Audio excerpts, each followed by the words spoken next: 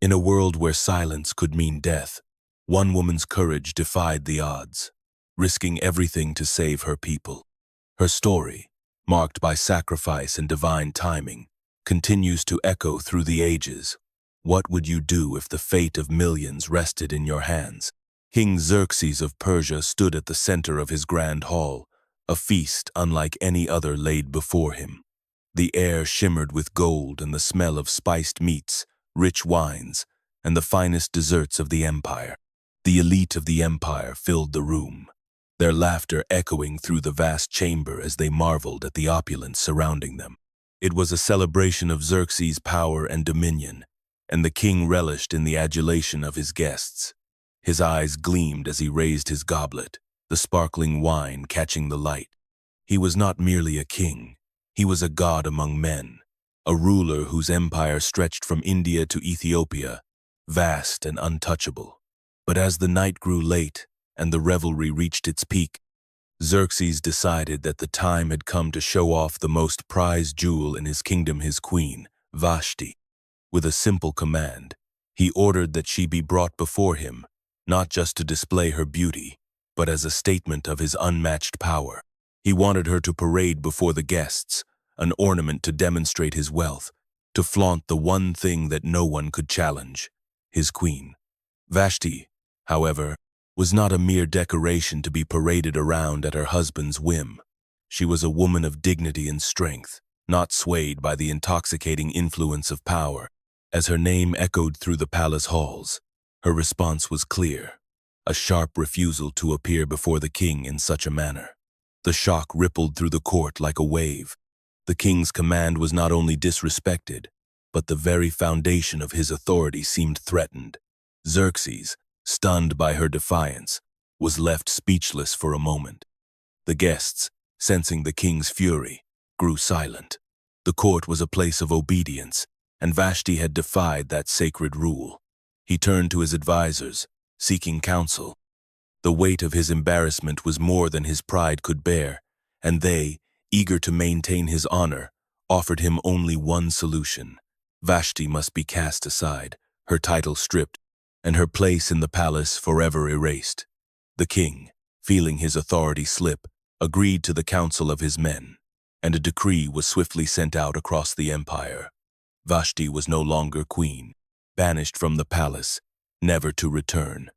Her refusal had cost her everything, and in the aftermath, King Xerxes, his heart heavy with both anger and a strange sense of loss, found himself searching for a new queen, one who would not question his will but, instead, serve to reinforce his reign. The empire, so vast and glorious, turned its gaze to the next chapter, but no one could have foreseen the woman who would rise to fill Vashti's place, a woman whose fate was yet unwritten, but whose courage would come to define a kingdom. In the wake of Queen Vashti's banishment, King Xerxes found himself restless and consumed by the task of replacing her. His court, once filled with the splendor of a reigning queen, now felt barren. The whispers of his advisors filled the air, each offering suggestions to restore the royal house to its former glory. After much deliberation, a plan was set in motion, one that would echo through the halls of the palace and change the course of history. A beauty contest, an opportunity for the young women of the empire to compete for the king's favor and the title of queen. From the farthest reaches of the kingdom, women were summoned, each one hand-picked by the royal officials for their beauty and grace. They were to be presented before Xerxes, and from among them, he would choose the one who would sit beside him as his queen. The contest, though a spectacle of beauty, was also one of fate, for the woman who succeeded would become more than just a monarch by title. She would hold the power to influence a kingdom. Among the women gathered was Esther, a young Jewish orphan, raised by her cousin Mordecai, a man of wisdom and strength. Though Esther was known for her beauty, it was her inner grace and quiet strength that set her apart. Mordecai, who had raised her as his own daughter after the death of her parents, had always taught her to be humble, wise, and respectful of her heritage. It was these virtues that would prove more valuable than any outward beauty. As Esther entered the royal palace, she was carefully prepared, both physically and mentally, by the palace eunuchs, who were charged with guiding the women. Yet, it was not just her striking appearance that caught their eye, but the depth of her character, the wisdom in her words, and the modesty in her demeanor. Esther knew when to speak and when to listen, a rare trait in the court, where vanity and ambition often ruled the day. She carried herself with an air of dignity that set her apart from the other contestants, though she never sought attention. The king's officials soon began to take notice of her, drawn not only to her radiant beauty but to the quiet strength and intelligence she displayed. She had an aura of calm that softened the sharp edges of the court, and it was this poise, coupled with her elegance, that captured the attention of Xerxes' advisors. They saw in her not just a potential queen, but a woman who could navigate the delicate balance of court life with wisdom and grace. When the day finally came for the king to make his decision, the choice was clear. Esther, with her beauty and inner wisdom, was chosen to stand before Xerxes as the new queen, the one who would take Vashti's place. Yet, unbeknownst to all, Esther's destiny was far more significant than the throne she now occupied. Her story was only just beginning, and the challenges she would face would test her heart and her faith in ways she could never have imagined. Esther's entrance into the royal harem marked the beginning of a new chapter in her life, one filled with both luxury and danger.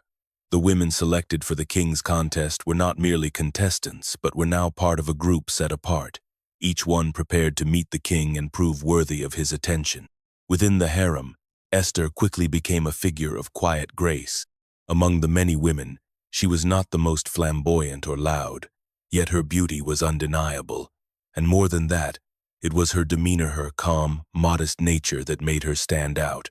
Haggai, the king's eunuch in charge of the harem, soon recognized something special in Esther. He observed how she carried herself, how she listened more than she spoke, and how she navigated the complexities of palace life with an unassuming wisdom.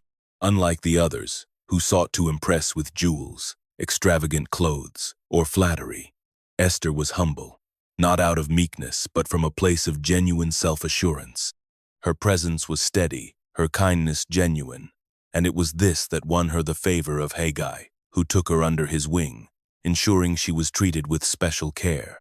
He gave her the best treatment, providing her with extra beauty treatments and offering her the finest garments in the harem.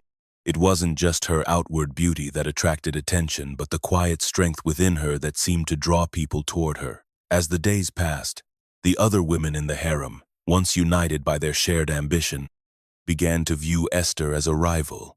Her beauty, both inner and outer, outshone theirs, and her quiet wisdom left them feeling unsettled. They competed for the king's favor with all the tricks they knew, yet Esther remained above the fray, never engaging in the petty rivalries that threatened to consume the others. Her humility set her apart, but it was her wisdom, her ability to observe and remain calm that made her a true contender. She had learned the value of silence, of choosing her words carefully, and of letting others reveal themselves. In this, she understood something the others did not. The king might be impressed by outward beauty, but it was the heart and mind that would truly endure. Despite the comfort and luxury that now surrounded her, Esther's heart was never far from Mordecai, her cousin and guardian. Mordecai had instructed her to keep her true identity secret, advising her not to reveal her Jewish heritage to anyone. The court was unfamiliar with Jews, and though it was not uncommon for outsiders to serve in Persia, it was wise to keep such matters hidden. Esther, ever obedient, followed Mordecai's counsel. Even when she longed to share the truth of who she was with those around her, she wore her secret like a hidden thread running through her life, a quiet reminder that she was not merely a girl caught up in the riches and intrigue of the palace, but a daughter of a people whose story had only just begun to intertwine with the fate of a kingdom. King Xerxes found himself captivated by Esther from the moment she entered his presence. His eyes were drawn to her beauty, but it was her grace and composure that held his attention the longest. There was something in the way she carried herself, an air of quiet confidence that contrasted with the nervous eagerness of the other women. While some sought to win the king's favor with bold gestures or lavish displays, Esther remained poised and calm, speaking only when necessary, her humility speaking volumes. As Xerxes spent more time with her, he became increasingly enchanted by her kindness and her ability to listen. Her intelligence and warmth drew him in, creating a bond that went beyond mere physical attraction. Esther was not just a beautiful woman.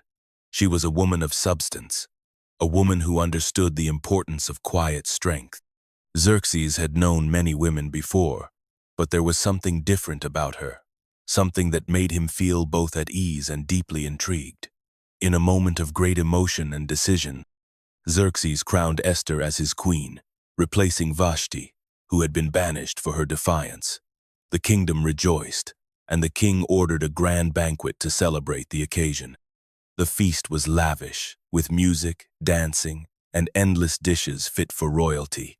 Yet the true joy for Xerxes lay in knowing he had found someone who stirred his heart. The celebration echoed through the halls of the palace, a kingdom-wide acknowledgement of the new queen. But amidst the festivities, Esther's heart remained humble. She never let the grandeur of her new title go to her head. Instead, she focused on what she could do for the kingdom and how she could support her people in the position she now held. Mordecai, though removed from the palace's daily hustle, remained a constant presence in Esther's life. As her trusted cousin and guardian, he continued to offer wise counsel, guiding her through the complexities of palace life. His words were always filled with wisdom and caution, advising her when to act and when to stay silent, when to speak and when to wait. He reminded her of her duty to her people, urging her to always remember who she was beneath the royal robes. Esther trusted Mordecai implicitly, valuing his advice above all else, for he had always been the steady hand that guided her through the uncertainties of her life. As the queen settled into her role, the weight of her newfound power and responsibility began to feel more real. Yet, despite the luxury and the adoration that surrounded her, Esther never lost sight of the quiet strength that had brought her to the throne: her faith, her humility, and her deep connection to the man who had raised her. One day, as Mordecai went about his daily duties near the palace gate, his sharp ears caught wind of something sinister. Two of the king's eunuchs, who served in the inner chambers, were plotting to assassinate King Xerxes. The plan was carefully devised, but Mordecai, ever vigilant and watchful, overheard enough to understand the gravity of their intentions.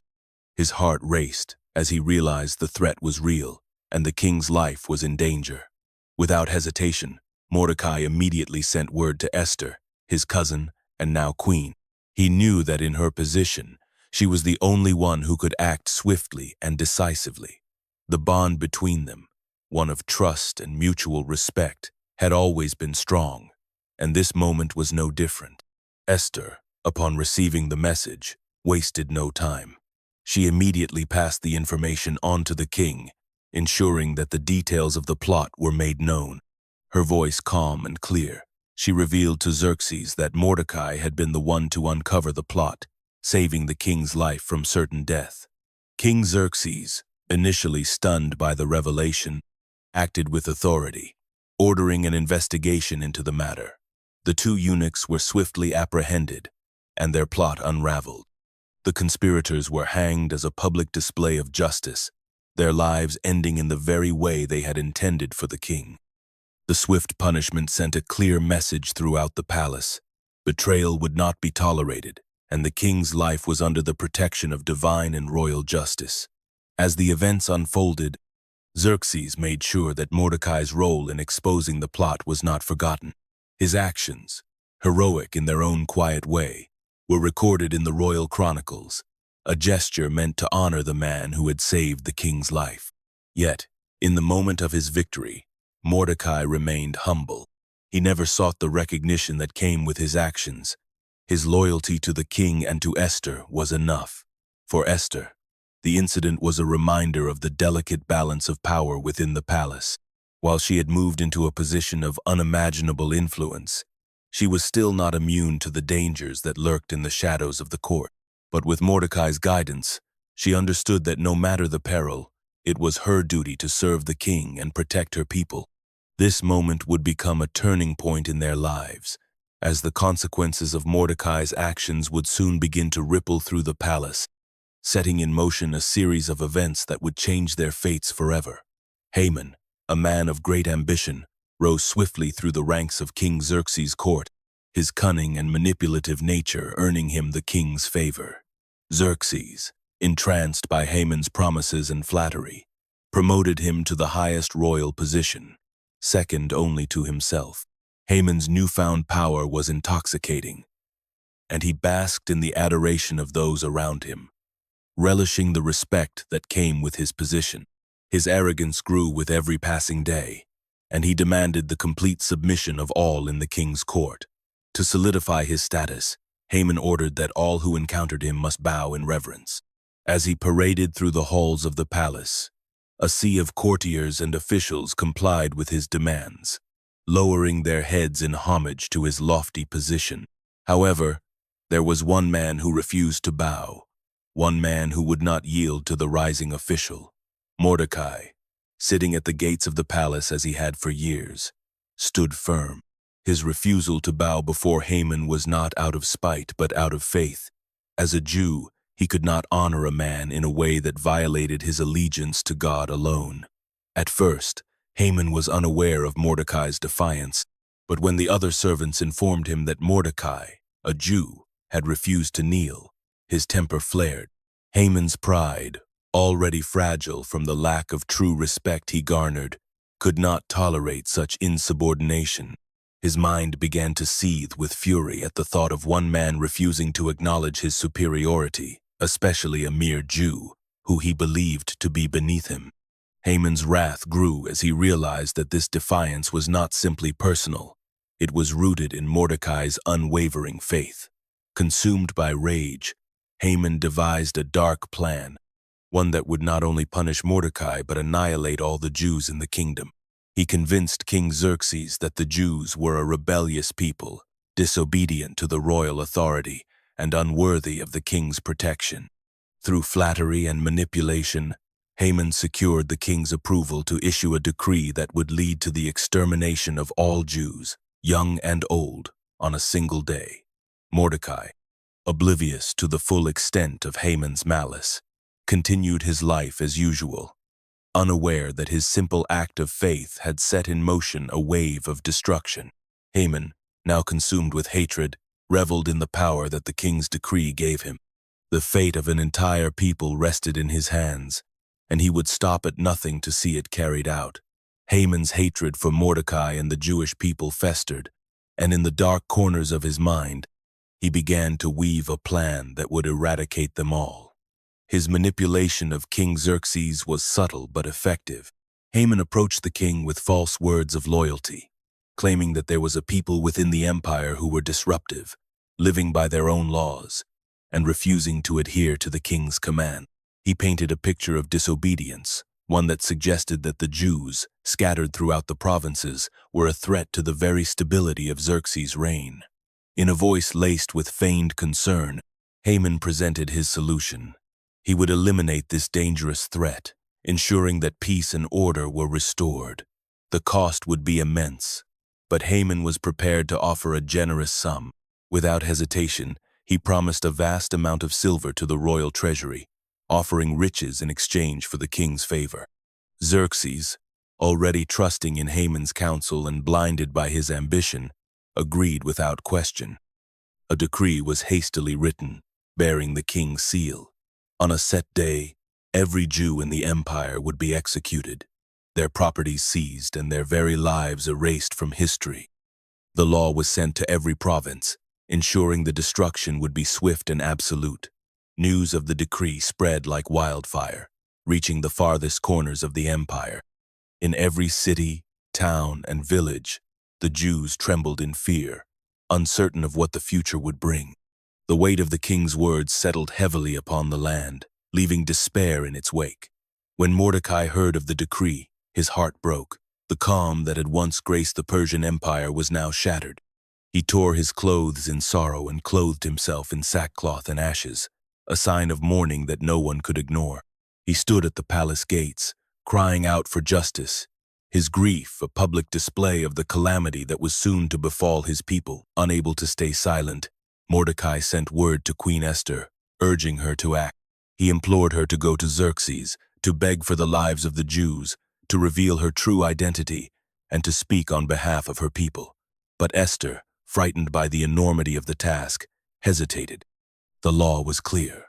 Approaching the king without an invitation meant certain death. She had not been summoned in over 30 days, and the thought of risking her life for something so perilous filled her with dread. Mordecai's words, however, were a call to action.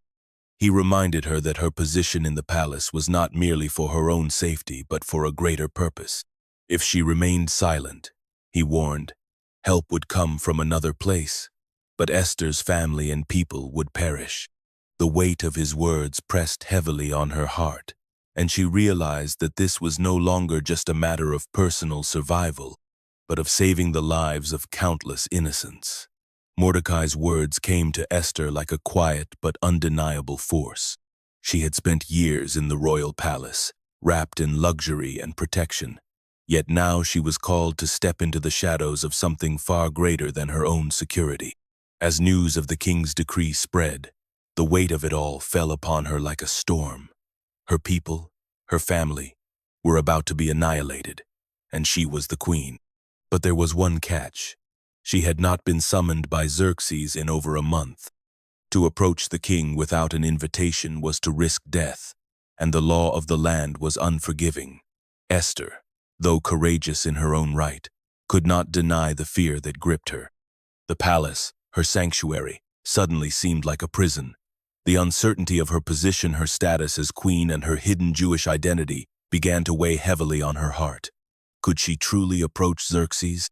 Could she risk everything, including her life, for a chance to save her people? The thought of standing before him, uninvited and unbidden, filled her with dread. Yet, Mordecai's plea was not one to be ignored. His message to Esther, sent through the hands of the royal attendants, carried a deep urgency. He reminded her of the responsibility she held. "Do not think," he wrote, "that because you are in the king's house, you alone of all the Jews will escape." His words cut to the core of her hesitations. Mordecai spoke not just of the immediate threat of the decree, but of a greater truth. Esther had been placed in this position for a reason, one she could not deny. His next words, simple yet profound, echoed in her mind. "Who knows but that you have come to royal position for such a time as this?" These words were more than a call to action. They were a challenge, a revelation that her place in the palace had not been an accident. She had been raised, protected, and brought into the king's favor not merely to live in comfort but to stand as a beacon of hope when her people needed it most. Esther paused, the weight of her cousin's challenge settling upon her.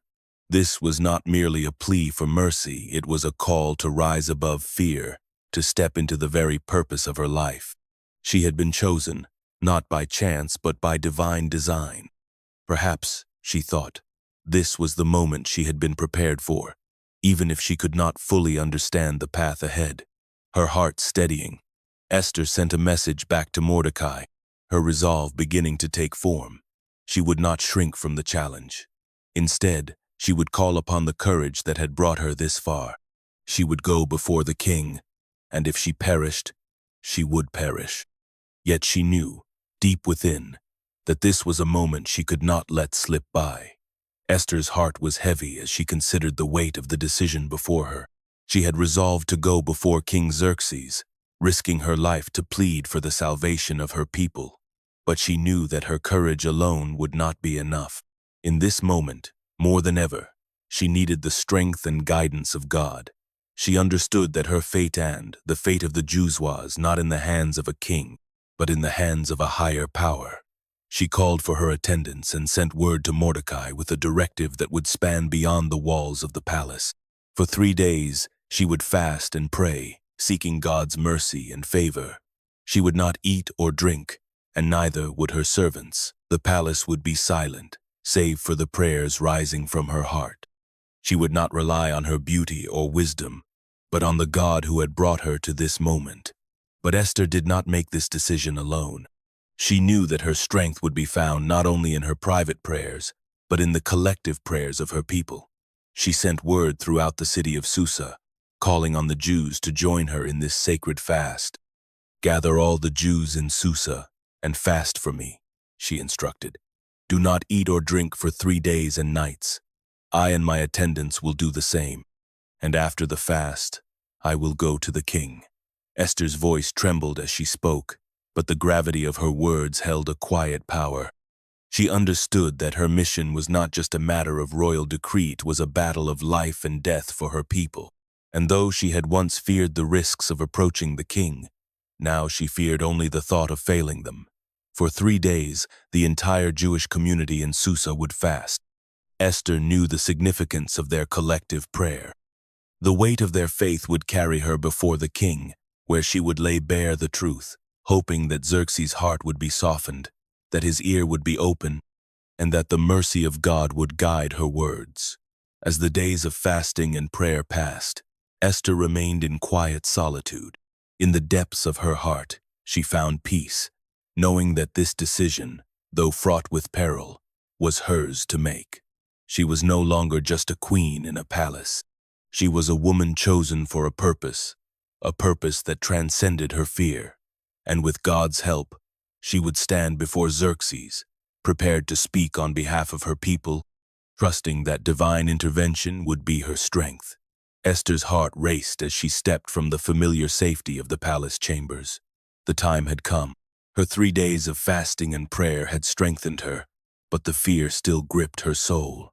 Approaching the king without being summoned was an act punishable by death, and yet she was determined. Her faith, her love for her people, and her courage would carry her now. She walked through the vast halls, her mind focused on the steps she must take. As she approached the royal court, Esther caught sight of King Xerxes seated upon his throne, draped in the majestic robes of power. The sight of Hema ruler whose mood often swayed like the tides of the sea filled her with a deep trepidation. She paused at the threshold, her breath caught in her chest. With a silent prayer, she steadied herself, trusting in God's guiding hand. Esther's footsteps echoed in the throne room, and the courtiers fell silent, watching with bated breath. But it was Xerxes who first noticed her, his eyes locking onto hers. For a moment, it seemed as though time itself stood still. The king studied her, the queen who had won his heart with her grace and wisdom. Yet this was a different Esther. This was a woman willing to risk everything, who stood before him not as a subject, but as a voice for those who could not speak for themselves. To her great relief, Xerxes did not display the wrath she had feared. Instead, his gaze softened. He gestured toward her, his voice steady but filled with surprise. "What is it, Queen Esther?" he asked. "What is your request? I will grant it, even up to half of my kingdom." Esther's pulse quickened, and for a fleeting moment, doubt crept into her heart. She had been prepared for harsh judgment, yet here he was offering her whatever she desired. The king's generosity in this moment both surprised and emboldened her. But still, she held her ground, knowing this was not the moment for her plea to be spoken. Instead, Esther chose her words carefully. She invited the king and Haman to a banquet she had prepared, a seemingly simple request that would give her more time. She was not yet ready to reveal the full depth of her mission, not until she was certain the moment was right. She smiled softly, a delicate but powerful mask of confidence. "If it pleases the king," she said, "come with Haman to a feast I have prepared for you." Xerxes, eager to please his queen, accepted the invitation without hesitation, and Haman, ever eager to bask in the favor of the king, eagerly agreed. As they departed, Esther's heart pounded within her chest. She had survived the first hurdle. Now, she had to be patient and strategic. The fate of her people rested on the delicate choices she made. But for now, she had earned a small victory, one step closer to revealing the truth and securing the future of her people. The banquet hall shimmered with opulence, the air thick with the scent of exotic spices and roasted meats.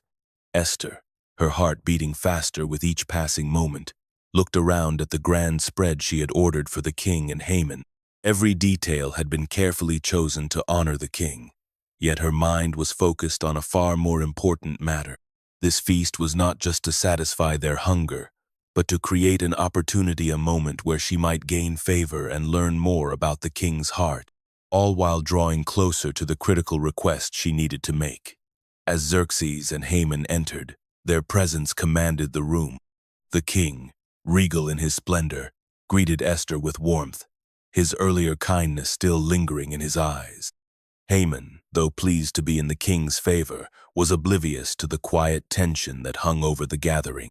Esther rose to greet them, her poise and grace evident as she led them to the lavishly set table. She could feel Haman's eyes on her, his smirk betraying his arrogance, but Esther pushed aside the discomfort that swelled within her. This night was not for idle chatter. She had prepared for it with careful consideration. Each course served seemed to bring with it a moment of suspense, each one a subtle step closer to her ultimate goal. Yet despite the luxurious setting, Esther's mind remained focused. She had carefully planned every moment of this evening, but she had not yet found the courage to speak the words she had rehearsed so many times. The danger of revealing her purpose too soon loomed large. As the last dish was cleared and the evening wound toward its close, Esther felt her resolve wavering. The words, the plea for her people's lives, seemed to choke in her throat. Would she reveal it now? Should she expose the plot and risk the wrath of Haman? Or would she continue to wait for the right moment? Summoning every ounce of courage, she stood, her hands trembling only slightly. She addressed Xerxes, her voice steady but quiet. "If it pleases the king," she began, "I have one more request to make of you, but I ask, with all humility, that you come to another banquet tomorrow. There, I will make my true request known." Xerxes, eager to please, smiled broadly, promising to attend again the next day. Haman, delighted by the royal attention, agreed eagerly as well, not sensing the gravity of Esther's words.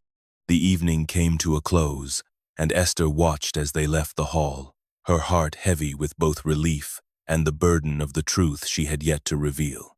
As the doors closed behind them, Esther exhaled deeply. She had chosen her path carefully, but the real test would come tomorrow. She could not afford to hesitate now. Tomorrow, she would speak the truth and face whatever consequences followed. Haman left the banquet that evening with a spring in his step, his heart swelling with pride. To be invited to such an exclusive gathering by Queen Esther herself, alongside the king, filled him with an intoxicating sense of power. He walked through the palace halls with an air of supremacy, as though the entire empire revolved around him.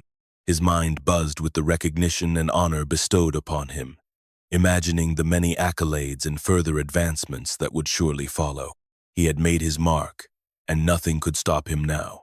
But as he passed through the gates and into the streets, his elevated mood faltered. There, standing at the city's gates, was Mordecai, the same man who had refused to bow before him, the same man whose insolence had ignited the flames of Haman's hatred. Mordecai stood as unyielding as ever, his eyes fixed forward, unbothered by the royal procession passing him by. The sight of him, so firm in his defiance, sent a fresh wave of fury crashing through Haman's chest. His smile faltered, his stomach churned with disgust.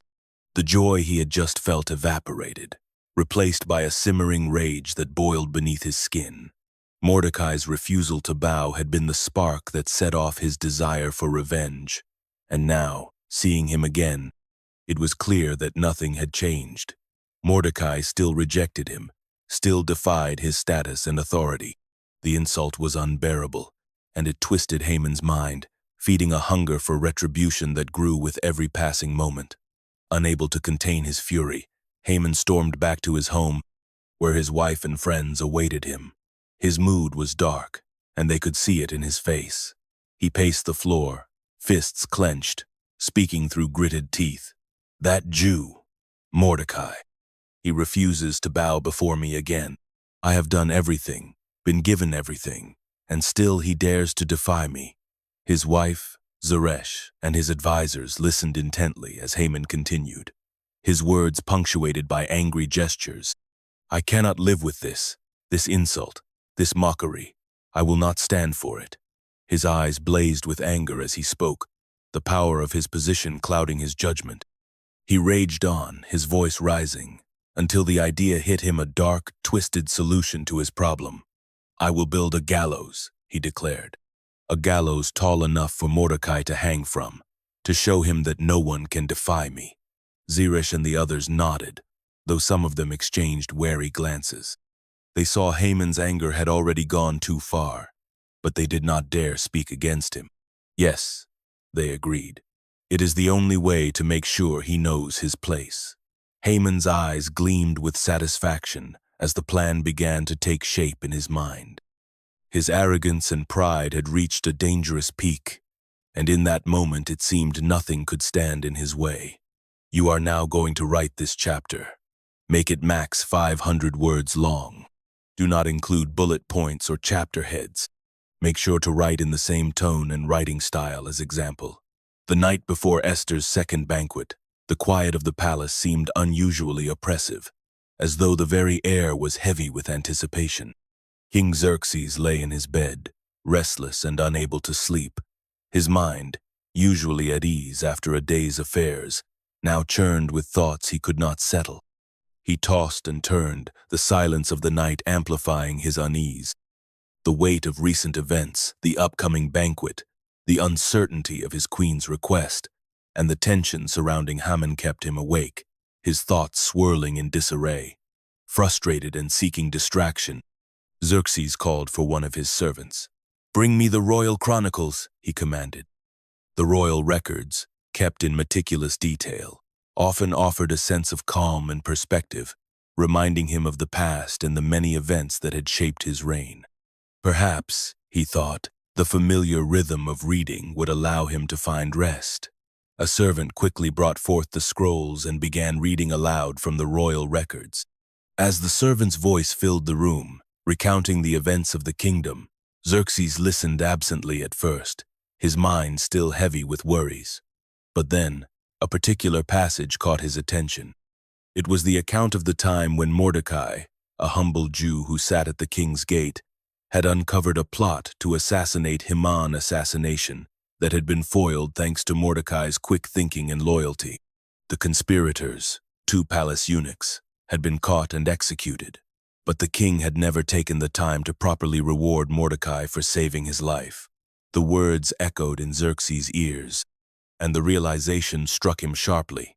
Here was a man who had done him a great service, a man who had risked his own safety to prevent his assassination, and yet he had never been honored. The king's brow furrowed in thought.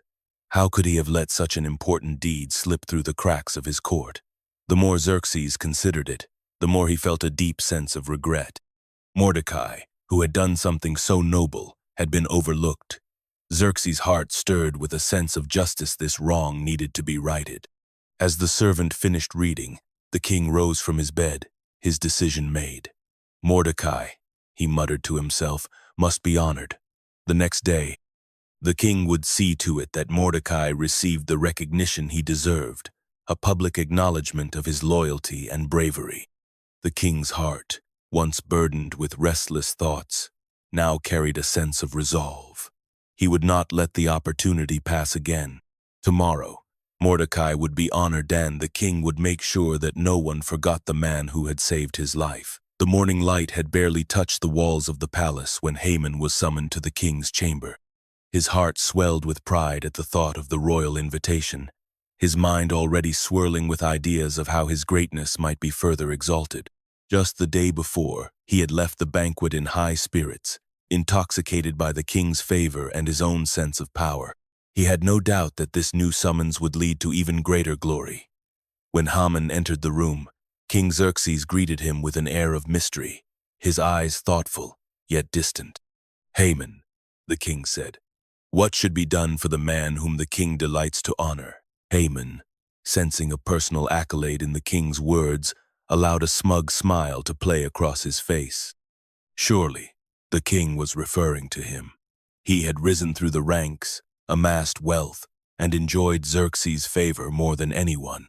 It was his moment to shine. Without hesitation, He replied with grandiose suggestions, his voice dripping with self-assurance. For the man the king delights in, let a royal robe be brought, one that the king himself has worn.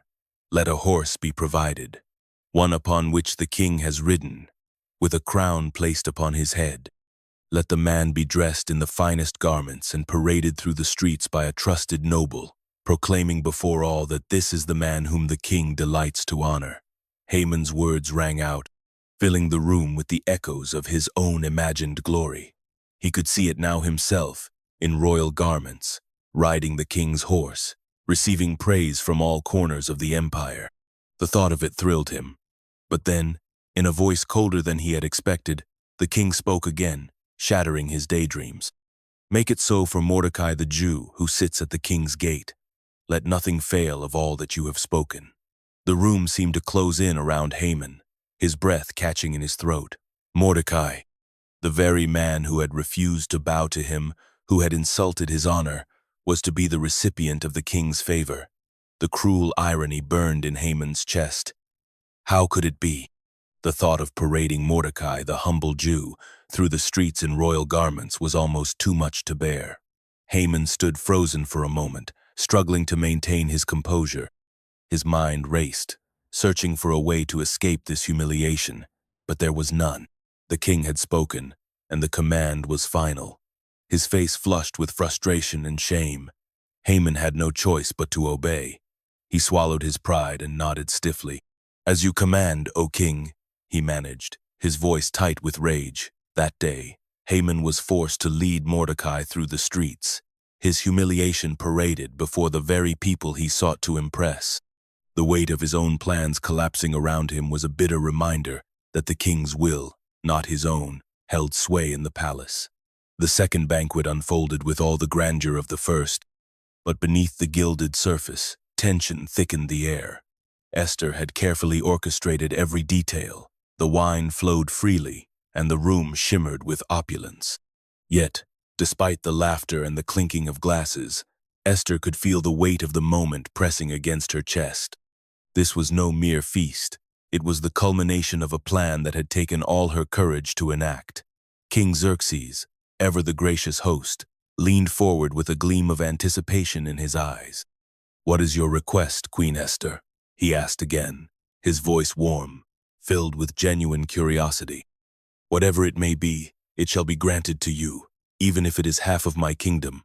Esther, her heart pounding, set down her goblet and took a deep breath.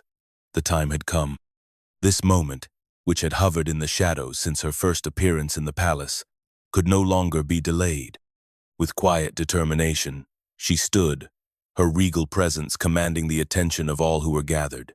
"Your Majesty," she began, her voice steady yet laced with the tremor of a plea. "If I have found favor in your eyes, and if it pleases the king, let my life be spared, and the life of my people, for we have been sold to be destroyed, killed, and annihilated. If we had merely been sold as slaves, I would have remained silent, for such distress would not warrant disturbing the king." The words hung in the air, heavy with the weight of her confession. Esther's eyes never left the king's face, and she could feel the room grow still as every person present grasped the magnitude of what she was saying. She had revealed her true identity. She was a Jew, and she was pleading not for herself, but for the entire Jewish people. Xerxes looked at her, his brow furrowing in confusion, unable to comprehend the full extent of her revelation. "Who is responsible for this?" he asked, his voice tinged with growing suspicion. "Who would dare to harm my queen and her people?" Esther turned her gaze to Haman, seated nervously beside the king. Her voice became colder, harder. "The adversary and enemy is this vile Haman," she declared, pointing directly at him, her finger unwavering. "It is he who has plotted to destroy my people, and it is he who has deceived the king into agreeing to this treacherous plan." The air in the room grew thick with tension. Haman, stunned and paralyzed with fear, could only stare at Esther in shock. His heart raced as the king's expression morphed from confusion to fury. Xerxes stood up, his face dark with rage, his fists clenched. "How dare you?" the king roared, his voice booming with anger. "How dare you conspire against my queen and her people?" Haman's mouth went dry, and his mind spun. The banquet, which had promised such triumph for him, had turned into his undoing. The king's fury was a storm, and Haman stood helpless, knowing that the favor he had once enjoyed was now slipping away, like sand through his fingers. Haman's once confident demeanor had crumbled to nothing more than frantic desperation. The king's anger, sharp and unwavering, left him with no place to turn. As Xerxes rose, his eyes blazing with fury, Haman's knees buckled beneath him. He fell to the ground, his hands stretched toward the king in a pleading motion, his voice a tremor of fear and regret. "Please, your majesty," Haman gasped, his words tumbling over each other. "Spare me, I beg you. Do not listen to her words. I was misled. I had no intention of causing harm to you, nor to the queen." His mind raced, but no excuse would save him now. The king's rage was unstoppable, the wheels of judgment already turning. But Xerxes stood, his expression cold and final. "You have conspired against my queen and her people," the king declared, his voice low but filled with the weight of finality. "You sought to destroy them, and now you have destroyed yourself." Haman's eyes widened as the truth of his fate sank in. There was no mercy to be found in Xerxes' gaze. The very man who had once granted him power now watched him with contempt, as if he were no more than a fleeting shadow. The king turned to his guards, his command swift and certain. "Take him away," Xerxes ordered.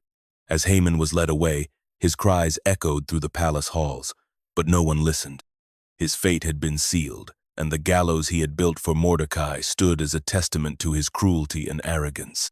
The cruel irony of it all was not lost on those who witnessed the turn of events. Haman, who had plotted the destruction of others, was now about to meet his end on the very instrument of death he had prepared for another.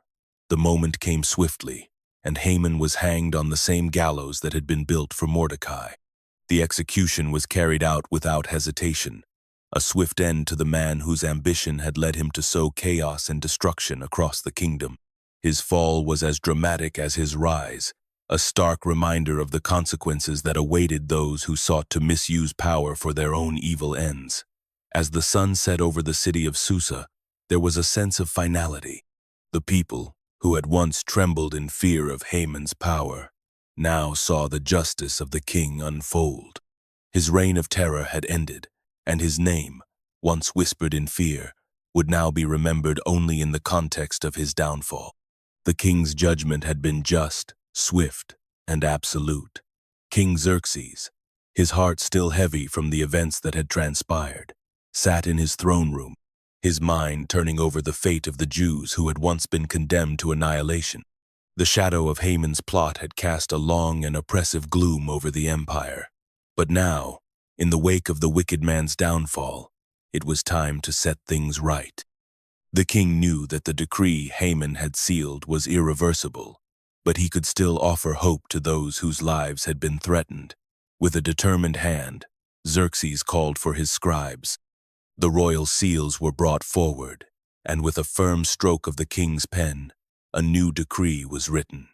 It carried with it the weight of a nation's power, the authority of the throne itself. This new law would counteract the old decree, giving the Jews not only protection but the right to defend themselves from anyone who would seek to harm them.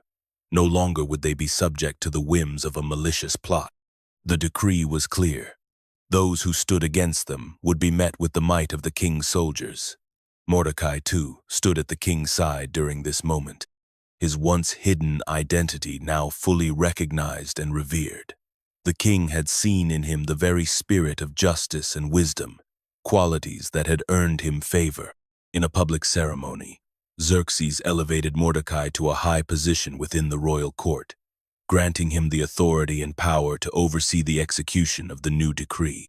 The man who had once been a humble servant of the king, a man who had mourned in the streets at the news of the decree, was now exalted, his influence reaching across the land.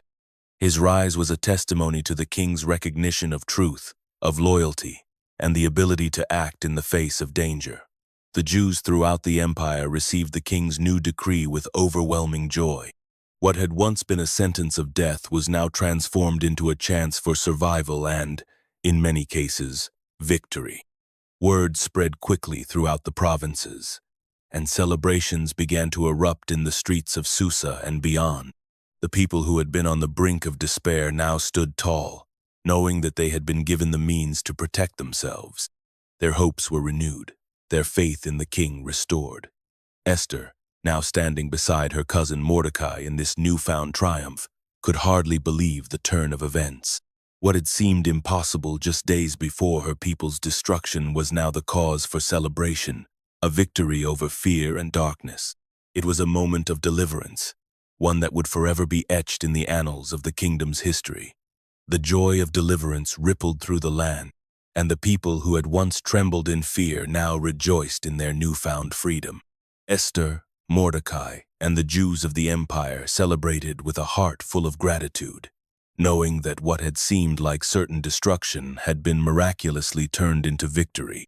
The king's decree had given them the strength to defend themselves, and with the fall of Haman, the enemy of their people had been vanquished. Yet the gratitude they felt demanded more than just a fleeting celebration. It needed to be anchored in time, to be remembered and passed down through the generations. Thus, it was that Mordecai and Esther, with the king's blessing, established a new tradition, a festival that would stand as a testimony to God's unwavering faithfulness and his protection over his people.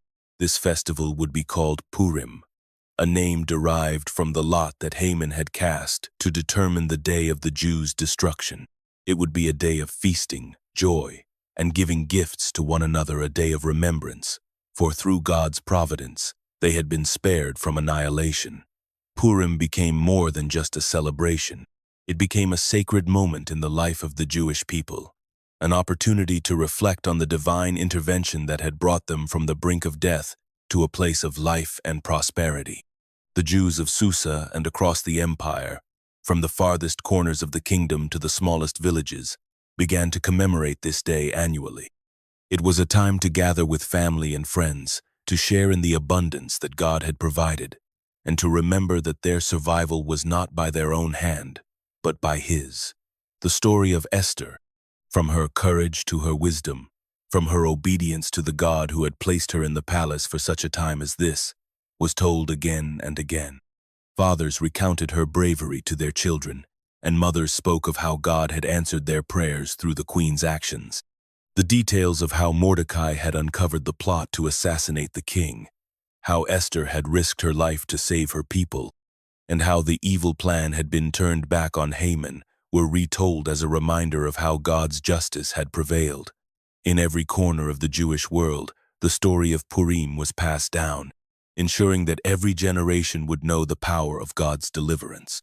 It became a living legacy, a festival that did more than commemorate a historical event. It taught the people to trust in God's timing, to hold fast to their faith, and to never forget that even in the darkest moments, God was always at work behind the scenes, orchestrating His will for His people. The news of the king's new decree spread swiftly across the vast expanse of Persia, reaching every corner where Jews lived. The fear that had once gripped their hearts began to dissolve into a deep sense of relief and joy. The decree not only allowed them to defend themselves, but it also marked the beginning of a new era of hope. What had seemed like an inevitable tragedy had been averted, and the Jews were free to live without the shadow of Haman's cruelty hanging over them. In every province, from the bustling cities to the distant rural towns, the Jewish people gathered to rejoice. Their homes were filled with laughter, their streets echoed with songs of praise, and the air itself seemed to shimmer with the weight of their newfound freedom. It was as if the very earth beneath their feet had become lighter, their burdens lifted, and their spirits soared with thanksgiving.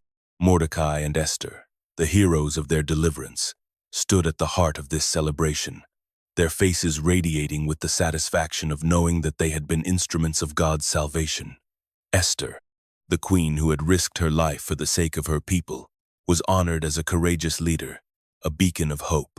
She had shown what true bravery looked like, stepping into the unknown with nothing but her faith and trust in God. Her actions had saved the Jewish people from annihilation, and now, in their triumph, her name would be remembered for generations. Mordecai, too, was celebrated for his wisdom and unwavering faith. His courage in the face of danger had been a guiding light, and his guidance had led them to this moment of deliverance. Together, they stood as symbols of God's faithfulness, their bond unbreakable and their mission fulfilled. The Jewish people looked to them not just as heroes, but as living proof that God's justice would prevail, no matter the circumstances. The people came together to offer gifts and share in the joy of their salvation. They feasted and rejoiced, not only in the defeat of their enemies, but in the reminder that they were a people chosen by God, whose faith would always find a way through the darkest times. The streets were lined with laughter and dancing, as men and women celebrated not only their physical deliverance but also the spiritual triumph that had come with it. The Jews of Persia had been saved, and their unity, strengthened by their shared history and faith, would forever serve as a reminder of the power of God's protection. And in every heart, there was a renewed sense of hope, knowing that, with God's help, they could face any future trials, united in purpose and unwavering in their faith. Mordecai's rise to prominence within the Persian Empire was a testament not only to his wisdom, but also to his unwavering integrity and faithfulness. Following Haman's downfall, the king, recognizing Mordecai's loyalty and the critical role he had played in saving the Jewish people, appointed him to a high position of authority. He was adorned with honor, bestowed with riches, and his name was spoken with respect across the kingdom. Yet, despite the riches and accolades, Mordecai remained humble, grounded in the same values that had guided him throughout his life. He did not seek power for its own sake, but used his newfound influence to serve his people with justice and compassion.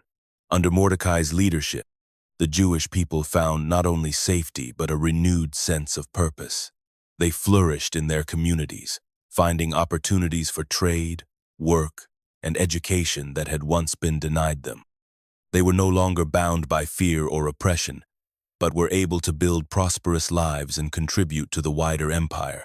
Mordecai, ever wise, encouraged them to integrate into the fabric of Persian society, while also preserving their unique cultural and religious identity.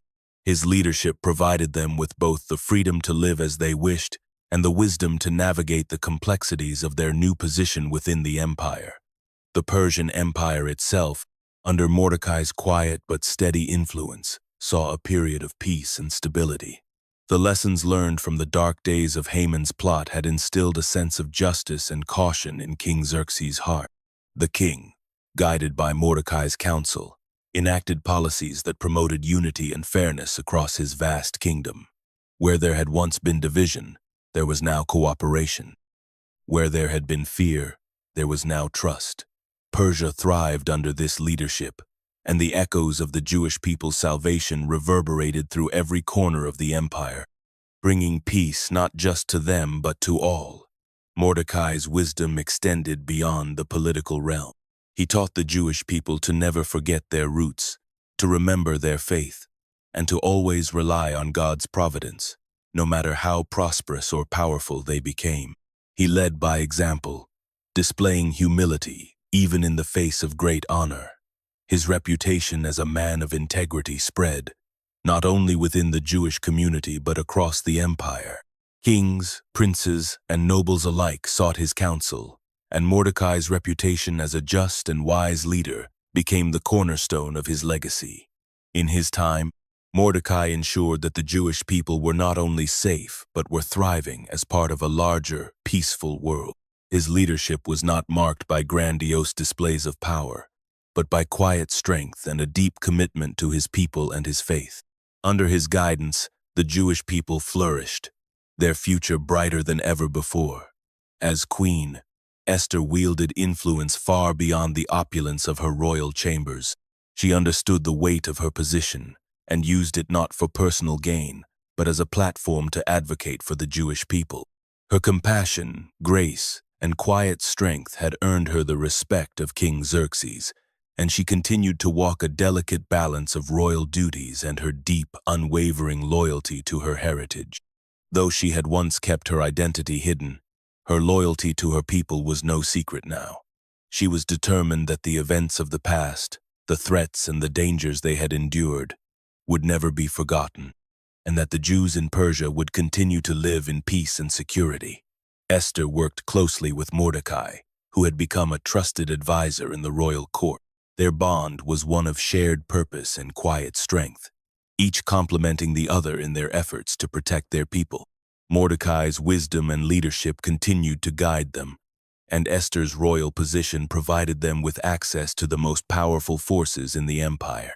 Together, they forged a path forward for the Jewish community, ensuring that the welfare of their people was always upheld in the court's decisions. While Esther did not flaunt her power, her influence was undeniable. She used her position to remind the king of the promises made, of the loyalty and the contributions of the Jewish people to the empire. She appealed to Xerxes' sense of justice, always working to ensure that the Jews remained a protected and respected part of the Persian Empire. In her quiet way, she was a fierce protector of her people, her actions speaking louder than any decree. The royal court, once a place where Esther had felt like a stranger, now felt more like a home where she had found her true purpose.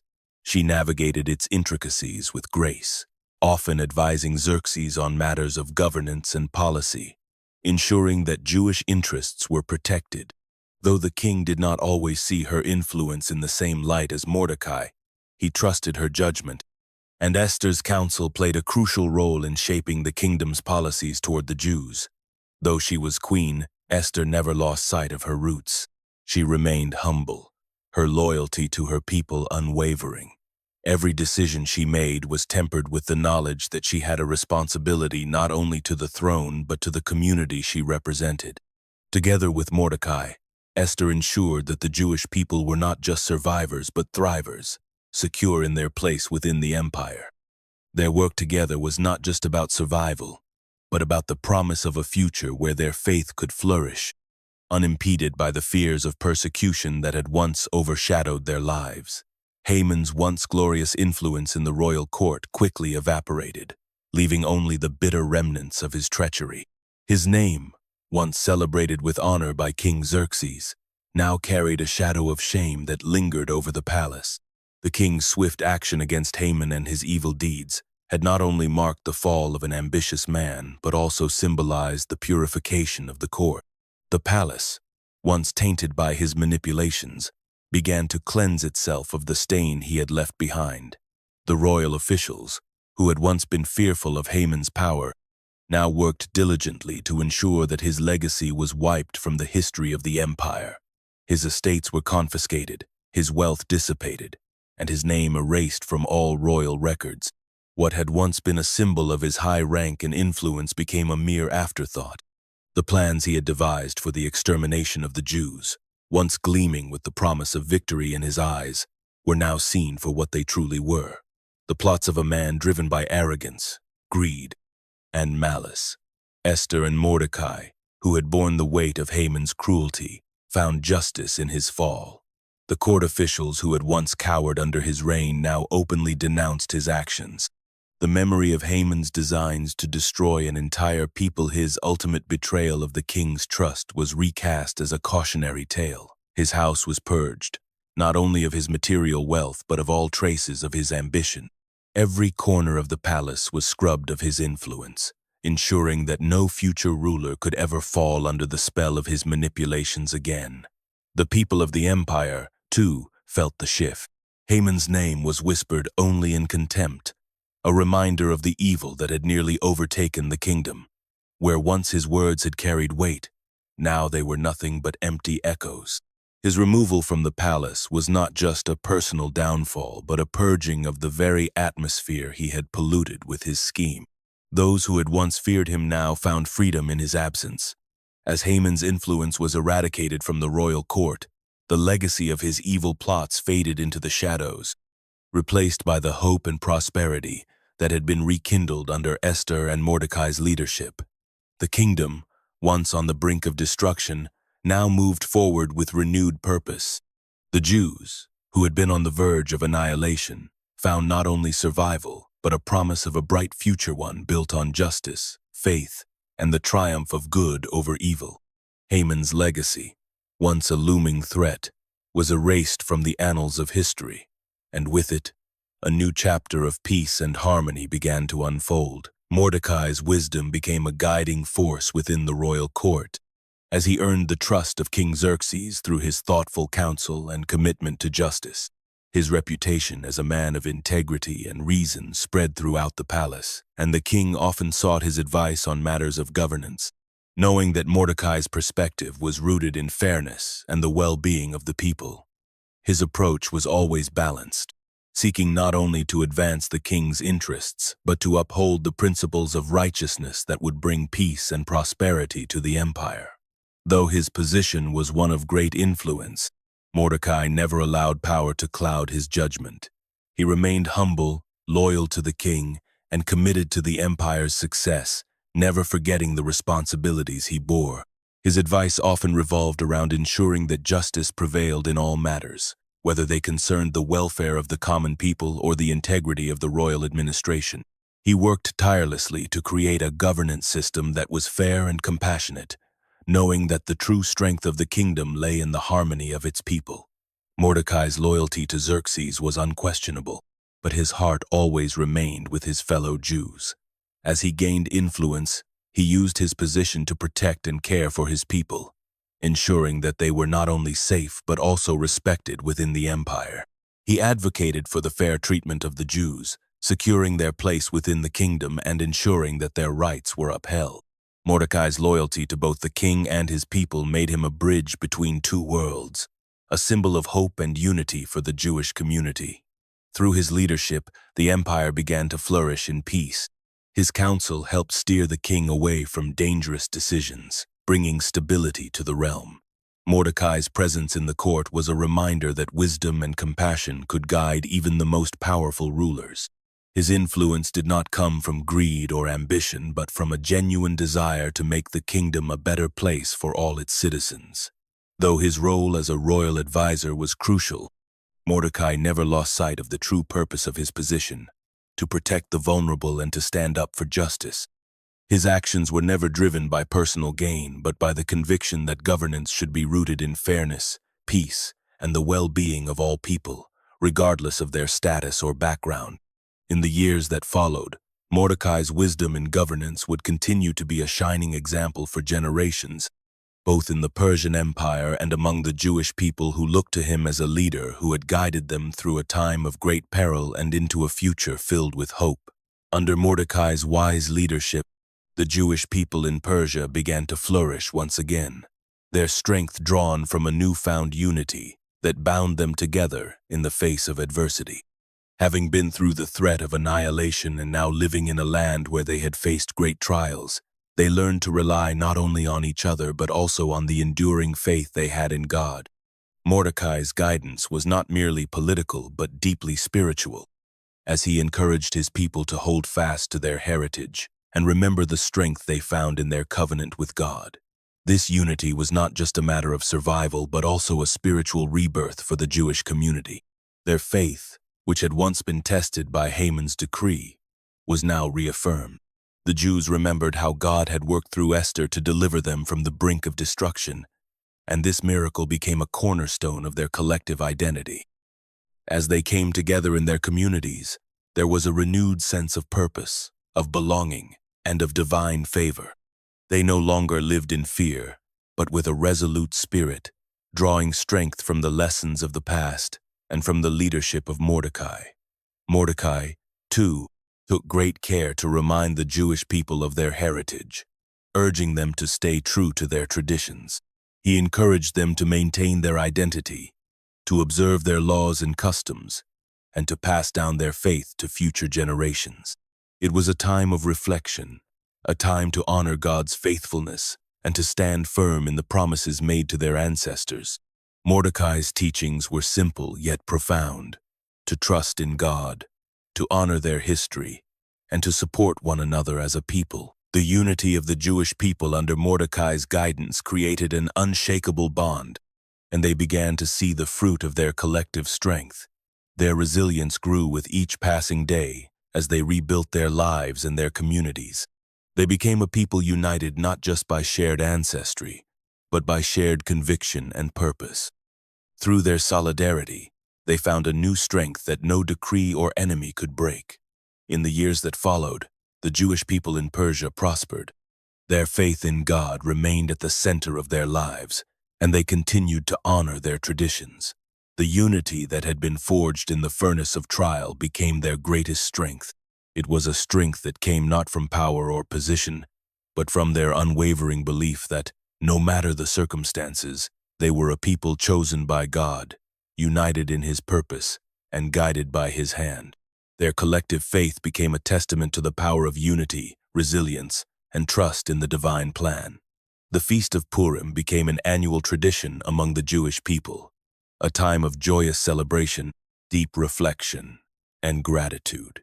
It was a festival born out of deliverance, a commemoration of the miraculous rescue that had spared them from the clutches of destruction.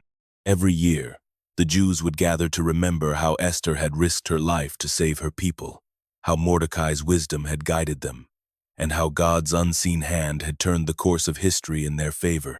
The feast was a reminder of the power of unity, faith, and courage in the face of seemingly insurmountable odds. The celebration was marked by feasting and merrymaking, as families came together to share meals and give thanks for the victory that had been granted to them. The sound of laughter and joy filled the homes and streets of the Jewish community as they remembered the destruction that had almost been theirs and the life they now enjoyed. The Purim celebration was not only a time to enjoy the pleasures of life, but also to deepen the bonds of community, to care for one another, and to pass down the story of their salvation to the next generation. One of the most important aspects of Purim was the act of giving. The Jewish people took great care to remember the less fortunate among them, sharing their blessings with those in need. It was a time of charity, where gifts were given to the poor and to those who might otherwise have been forgotten. In this way, Purim became not only a celebration of survival but also a time for kindness and generosity, reinforcing the values of compassion and community that had been integral to their recovery. As they gathered together to read the book of Esther, the story of their deliverance was retold with reverence and gratitude. The Jews saw in the story not just a historical event, but a testimony to the enduring faithfulness of God. Despite the dangers they had faced, they were now a people who could stand firm in their identity, a people who had been saved by divine intervention. They marveled at the irony of how their enemies had been turned to dust, while they, once on the brink of annihilation, stood victorious. The celebration of Purim was a time to reflect on the past, but also to look forward with hope and faith.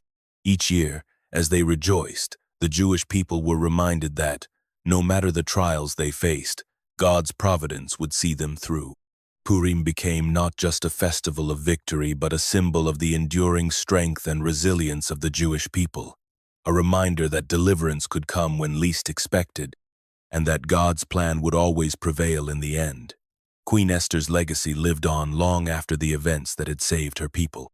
Her story became one of the most cherished narratives passed down through the generations, told and retold to young and old alike. The children grew up hearing of her beauty, her bravery, and her wisdom, but it was her courage that resonated most deeply. Esther's willingness to risk her life for the salvation of the Jewish people was an example of profound selflessness, and it became a guiding principle for those who followed.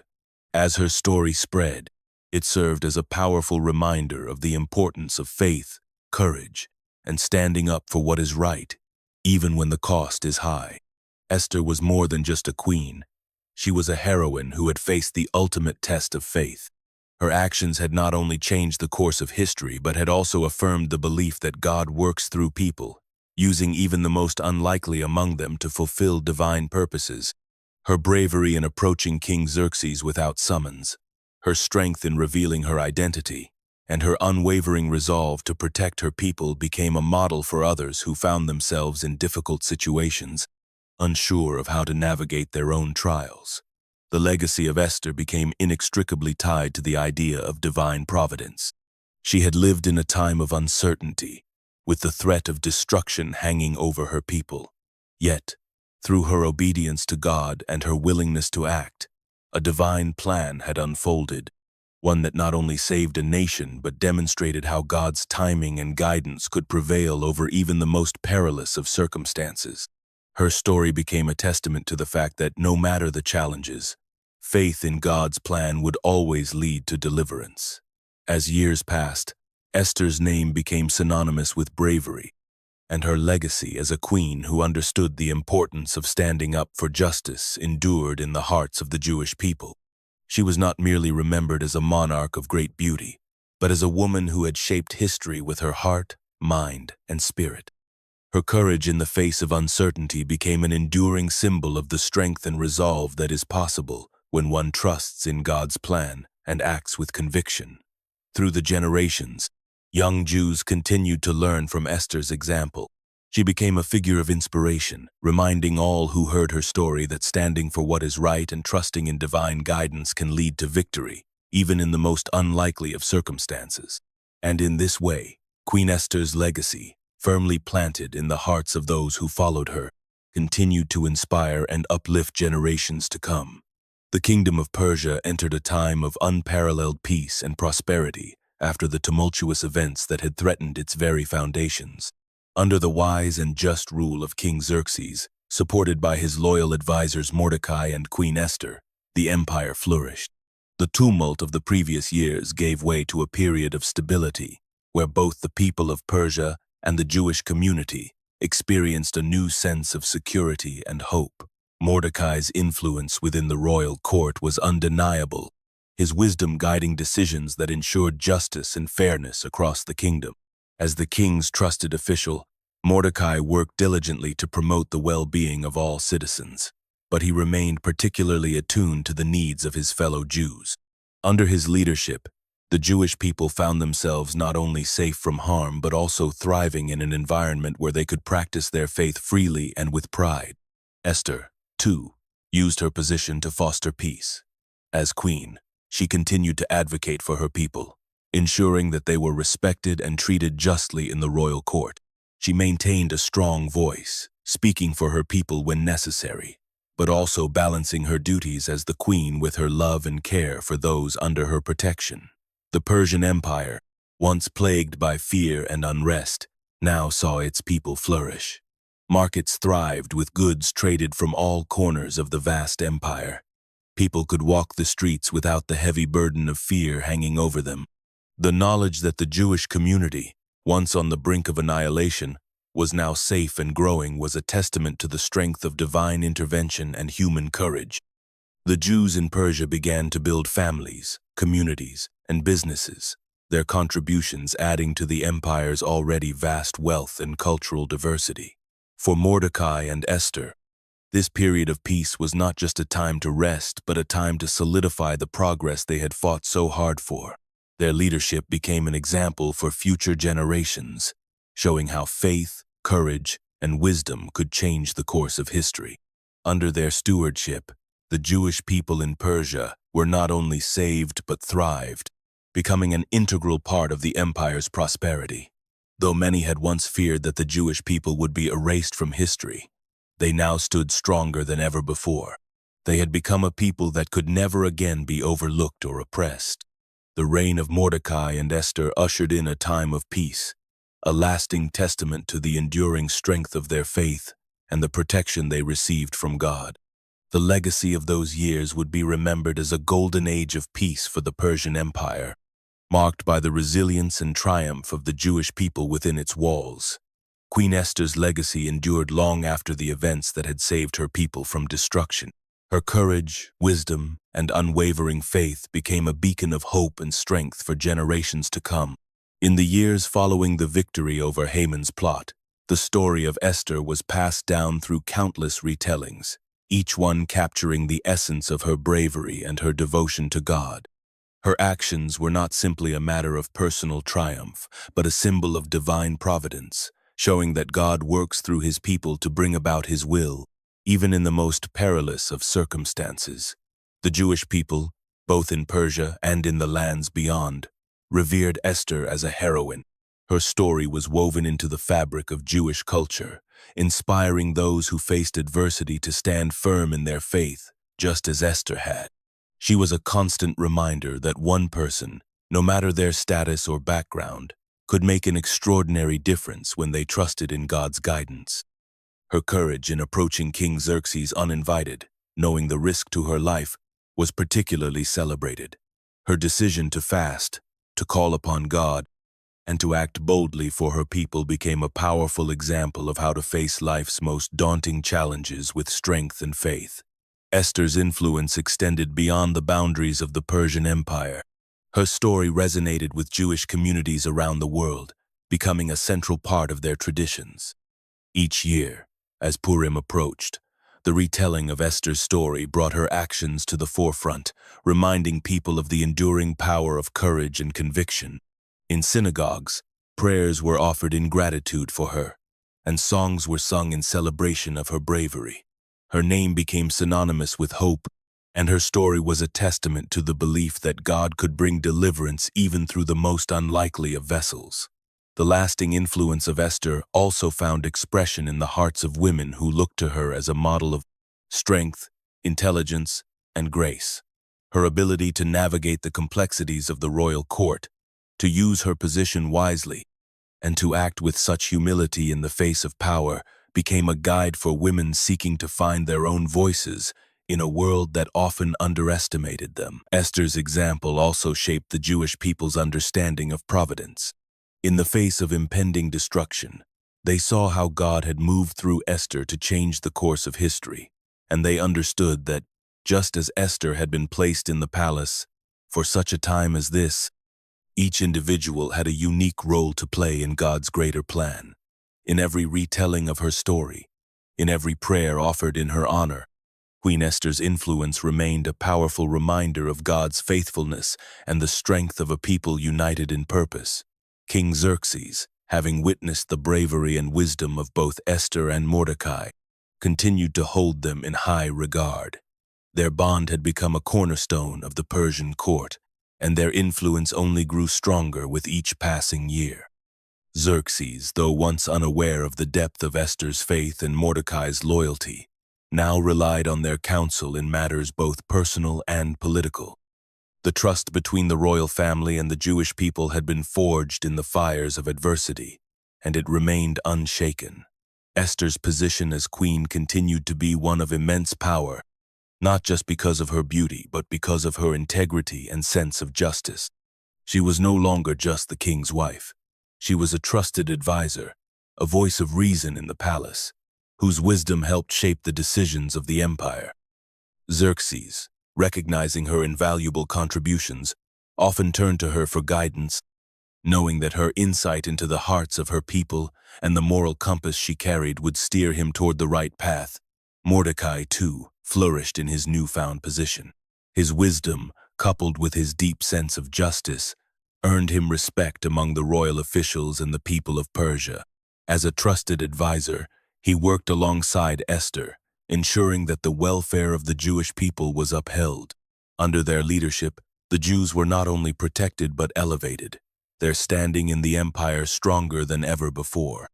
Mordecai's guidance helped bridge the gap between the Jewish community and the broader Persian society, fostering an era of peace and cooperation. The relationship between the royal family and the Jewish people remained solid, their bond unbroken by time or circumstance. The king's favor, once a symbol of his power, now symbolized the enduring partnership between him and those whom Esther and Mordecai had so faithfully represented. The Jews, in turn, remained loyal to the king, grateful for the security and prosperity that Esther's position had secured for them. The court, once a place of tension and suspicion, became a space where the Jewish people were respected and treated with dignity.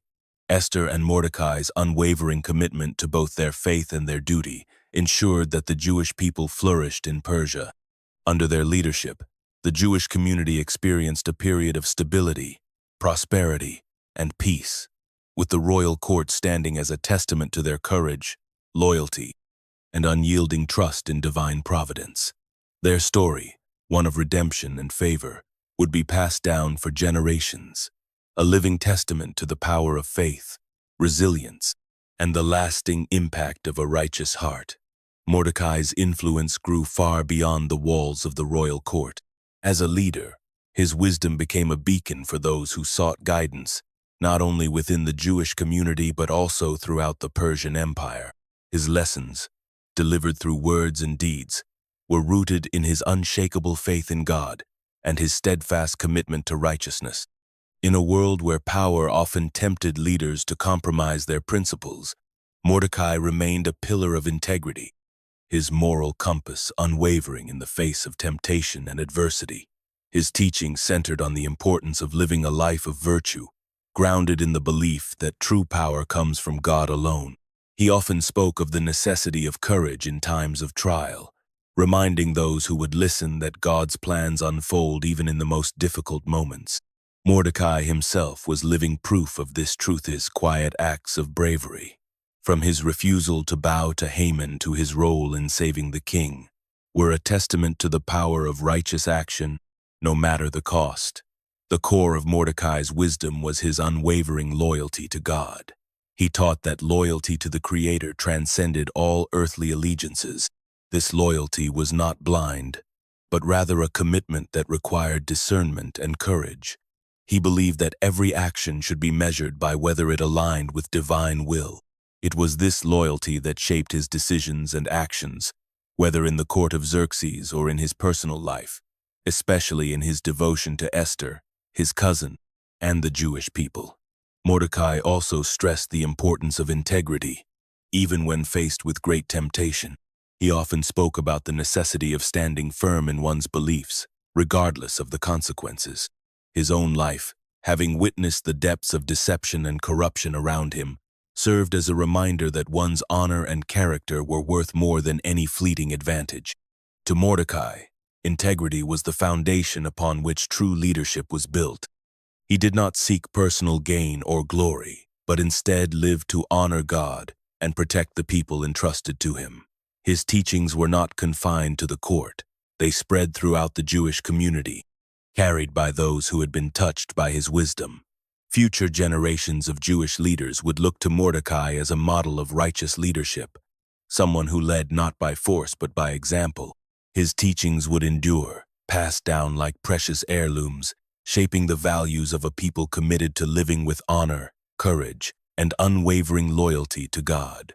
In every lesson, Mordecai's life echoed a profound truth, that integrity, courage, and loyalty to God were not only the pillars of individual strength but also the foundation of a strong, united community. His legacy would continue to inspire, guiding those who sought to live rightly in a world that often seemed to test their resolve. As the years passed, Queen Esther continued to hold her position with grace and wisdom, working alongside King Xerxes to ensure peace and prosperity for their kingdom. The people of Persia, particularly the Jews, flourished under her reign. Esther, having faced such perilous moments in her life, now sat in the comfort of her accomplishments, yet her heart remained deeply connected to the divine calling that had once thrust her into the royal court.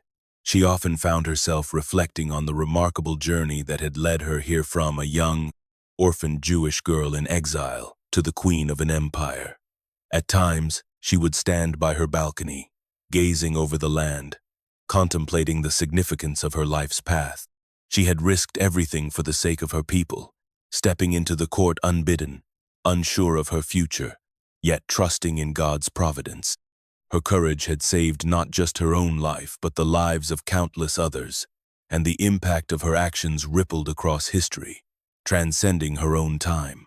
Esther knew her story was not her own, but part of a much grander plan. She had not simply become queen for personal gain, but for a divine purpose. In the quiet moments, she prayed, offering her gratitude to God for his guidance and protection. She remembered the voices of those who had encouraged her along the way, Mordecai's wise counsel, and the support of the Jewish people who had prayed and fasted with her during that critical time. She had been a vessel of God's will, and now, as the years of her reign passed, she could see that every trial and victory had been woven into the greater tapestry of His design. As queen, she did not simply bask in the comfort of royal life. She worked tirelessly for the welfare of the Jewish people, using her influence to advocate for their needs and safeguard their rights within the empire. She knew that her position, though born from her beauty and wisdom, was ultimately a position of responsibility. Esther had been placed there for a reason. She was not to be passive in the luxury of the palace, but active in fulfilling God's will. In her later years, Esther often gathered the Jewish community, speaking of God's faithfulness and reminding them of the events that had brought their people to safety. She encouraged them to live with integrity and faith, knowing that God was always working in ways they could not fully see. She had come to realize that her role in God's plan was both a gift and a sacred responsibility, and she carried it with humility until the end of her days. Her legacy would endure, not in the wealth or power she had amassed, but in the hearts of those she had saved, and the lessons she had imparted about courage, faith, and the sovereign goodness of God. The reign of King Xerxes came to a quiet and inevitable end, as all things must. The mighty emperor, who had once ruled over vast territories and whose word had shaped the fates of many, passed away, leaving the empire to shift under new leadership. His death marked the close of an era in which Esther had risen from the shadows of an orphan childhood to become a beacon of courage and wisdom. Though no longer a queen, Esther remained a symbol to the Jewish people, a living testament to what faith, boldness, and divine providence could achieve. Her legacy, which had been carved in moments of peril and triumph, was now etched deeply in the history of the Jews in Persia. While she no longer held the throne beside her late husband, Esther's influence remained unparalleled. In the years that followed, she continued to guide her people, offering wisdom in times of uncertainty and keeping her connection with God at the heart of her counsel. Though the halls of the royal palace felt quieter without the commanding presence of Xerxes, Esther's voice still echoed in the lives of those she had saved. In private, she often spent time reflecting on the years of her service, marveling at how God had used her in ways she could never have imagined when she first entered the palace. Mordecai, too, carried on his vital role as a guide and protector of the Jewish people. His wisdom, once instrumental in advising Esther, became a beacon for the generations that followed. Though the kingdom was changing and the faces in the court shifted, Mordecai's steadfast leadership ensured the Jewish people remained united and strong in their faith. His position, once rooted in loyalty to a queen, now stood as a pillar in a time of transition. His ability to adapt to the ever-changing dynamics of the empire allowed him to lead with the same integrity and devotion to God that had guided him through their darkest moments. As the empire itself experienced transformations, with new kings and shifting allegiances, Mordecai's role remained crucial. He spoke of the past with reverence, reminding his people of the miraculous deliverance they had experienced. Yet he also understood the need to look forward with hope and faith. His leadership was not just about preserving the Jewish traditions, but adapting them to the world around him, ensuring that the Jewish community would continue to thrive in an ever-changing world. Though time moved on, and the Persian Empire changed, the memory of Esther's bravery and Mordecai's guidance persisted, anchored firmly in the hearts of the Jewish people. Their story, one of faith, courage, and divine providence, continued to be shared for generations, a reminder that, even in the most uncertain times, God's plan for his people would always prevail. Queen Esther's death marked the end of an extraordinary life that had been woven with threads of divine purpose, courage, and sacrifice. As the years passed, she had lived quietly, her influence extending beyond the walls of the palace, her legacy deeply rooted in the lives of her people. When her time came, it was not marked by grand ceremony, but rather by a quiet sorrow that echoed through the hearts of all who had known her. The empire, once under the reign of the mighty Xerxes, now felt her absence keenly. Though she had left the royal court long before, Esther's presence had lingered in the hearts of the Jewish people, and her death left an emptiness that no one could fill.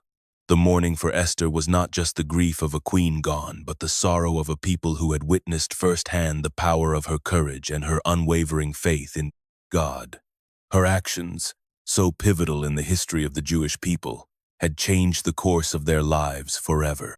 Through her, they had witnessed how a single act of bravery could alter the fate of an entire nation.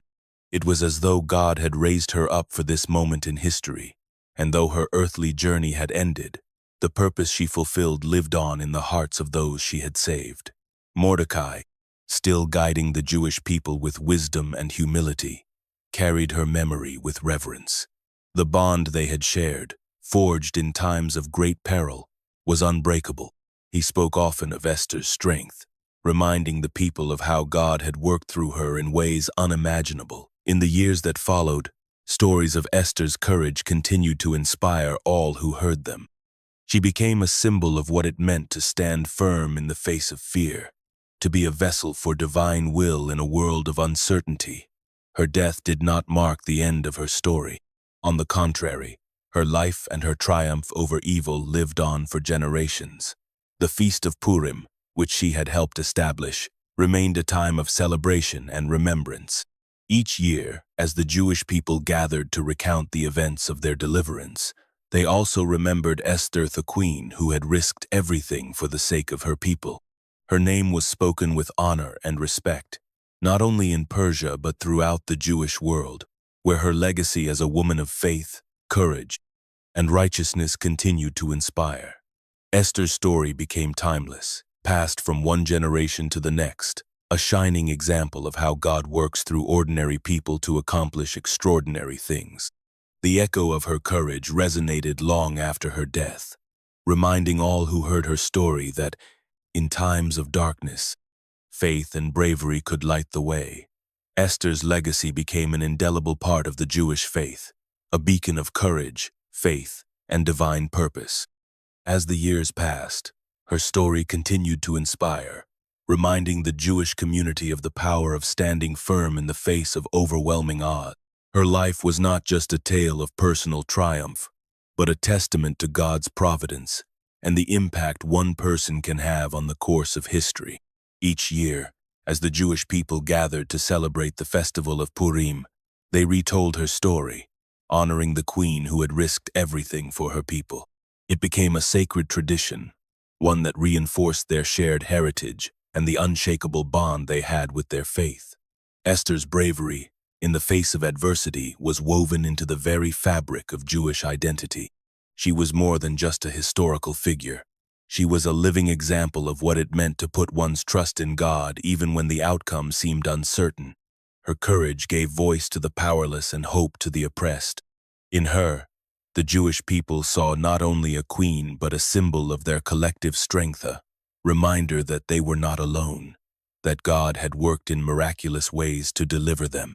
Her story stood as proof that even in the darkest times, faith could triumph over fear and righteousness could overcome evil. Her courage in the palace, when she approached King Xerxes uninvited, was an example of faith in action. Esther's willingness to risk her life for the lives of her people resonated deeply with the Jewish community. She was a reminder that sometimes, standing up for what is right requires sacrifice, and that true faith often calls for bold action, even when the consequences are unclear. For generations, Jewish leaders and parents have used her story to teach their children about the importance of bravery, wisdom, and standing firm in one's beliefs. Esther became a role model for women in the Jewish faith, a powerful figure who demonstrated that women, too, could play pivotal roles in the story of their people. She was a queen who had used her position to bring justice to the oppressed, to save a nation from destruction. Her example empowered countless women throughout history, showing them that their voices mattered and that they could make a difference in the world. Her legacy also served as a reminder to the Jewish people that God was always present, working behind the scenes to guide and protect them. Esther's story, along with the other stories of the Jewish faith, reinforced the belief that God's plan was unfolding, even in times of difficulty and trial. Through her, they saw that divine providence could take shape in the most unexpected of places, through the most unlikely of people. Esther's courage lived on in the hearts of those who honored her, shaping generations of Jewish people to come. Her legacy remained a guiding light, not only in the time of Purim but in the daily lives of all who sought to live out their faith with the same boldness and conviction that she had shown. As the years passed and the Jewish people flourished under the protection and leadership of Esther and Mordecai, a new generation of leaders began to emerge, carrying forward the mantle of their predecessors. These leaders, shaped by the courage and wisdom of Esther's reign, recognized the profound impact that faith, justice, and unity had played in their deliverance. They understood that their community's strength lay not only in their survival, but in their commitment to upholding the values that had carried them through the darkest moments of their history. The leaders who followed took to heart the lessons passed down from Esther and Mordecai, striving to ensure that the Jewish people would continue to live in harmony, worship freely, and defend one another. They carried their people's needs to the highest authorities, advocating for fairness and justice, much as Esther had once done before the king. With their courage and conviction, these new leaders worked tirelessly to protect the rights of their fellow Jews, ensuring that their voices were heard and their position within the Persian Empire remained secure. While the empire may have changed over time, the leaders of the Jewish community kept the memory of Esther and Mordecai alive, teaching younger generations the importance of standing firm in the face of adversity. These new leaders emphasized unity within their community, drawing strength from their shared faith, and reinforcing the belief that they were bound together by a common purpose. They sought to build a society where justice reigned and where the Jewish people could thrive, always remembering the providence that had protected them during the time of Haman's evil plot. Through their tireless work, these leaders became the guardians of the Jewish faith, ensuring that the values of courage, integrity, and love for God remained at the heart of their community. They encouraged others to trust in God's plans, as Esther and Mordecai had done, and to continue to seek justice even when it seemed difficult or dangerous. They instilled in the people a sense of pride in their heritage, reminding them of their strength and resilience in the face of unimaginable trials. Though the names of these leaders may not be as well known as those of Esther and Mordecai, their efforts carried the legacy of the two heroes forward, creating an unbroken chain of leadership that spanned generations. The Jewish community, united under their guidance, continued to flourish and maintain their distinct identity within the vast Persian Empire, ensuring that the memory of Esther's bravery and Mordecai's wisdom would never fade from their hearts. Their leadership was a testament to the enduring power of faith, justice, and unity values that had brought them through their darkest days and would continue to guide them for years to come. Esther's story, marked by her bravery, selflessness, and unwavering faith, was passed down from one generation to the next, becoming a beacon of inspiration for children, parents, and leaders alike. Her tale of rising from an orphan Jewish girl to a queen who saved her people resonated deeply within the Jewish community. It served not only as a reminder of divine providence, but also as a call to action to stand firm in the face of danger, to never shrink from doing what is right, and to trust in God's timing and guidance. As children grew up, they were taught the story of Esther, learning of her courage and wisdom. The lessons of her life became woven into the very fabric of Jewish identity, fostering a generation rooted in the belief that each person, regardless of their background or circumstances, could make a difference in the world. Esther's legacy lived on in the hearts of the Jewish people, her story recited with reverence during family gatherings and shared in synagogues and homes across the land. Her example of selflessness, placing the well-being of her people above her own safety, became a model for all who sought to live with integrity. It was a powerful narrative of hope and redemption, proving that even the most unlikely of individuals could change the course of history. Each year, as the Jewish people gathered to celebrate the Feast of Purim, Esther's story was retold, reminding them of their deliverance and the power of standing united against oppression. The Feast of Purim became an enduring tradition, a day of joyous celebration and remembrance. It was a time when the Jewish community, no matter where they were in the world, would come together to honor their history and their heroes. The holiday, rich with festivities, feasting, and giving, brought people closer, reinforcing the bonds of their shared faith. Families exchanged gifts, children donned costumes, and prayers of thanksgiving were offered for the salvation they had received. It was not just a commemoration of the past, but also a celebration of the strength, resilience, and unity of the Jewish people in the present. Through the generations, as the Feast of Purim was observed, Esther's story continued to live on. It was a timeless narrative, passed down in song, in prayer, and in the telling of stories, ensuring that her courage and her faith would never be forgotten. With each passing year, the story of the Jewish people's survival under the threat of annihilation and the triumph of good over evil was honored, and Esther's role in that victory was etched ever deeper in the hearts of her people. Her story became a living legacy, one that would endure for centuries, lighting the way for generations to come. Esther's story transcended the boundaries of Persia, carrying with it the powerful message of her faith and courage. As the years passed, her legacy reached distant lands, where Jewish communities far beyond the empire learned of her selfless actions and the divine protection that had shielded her people. Her name became synonymous with bravery in the face of peril, a beacon of light for those enduring oppression and hardship.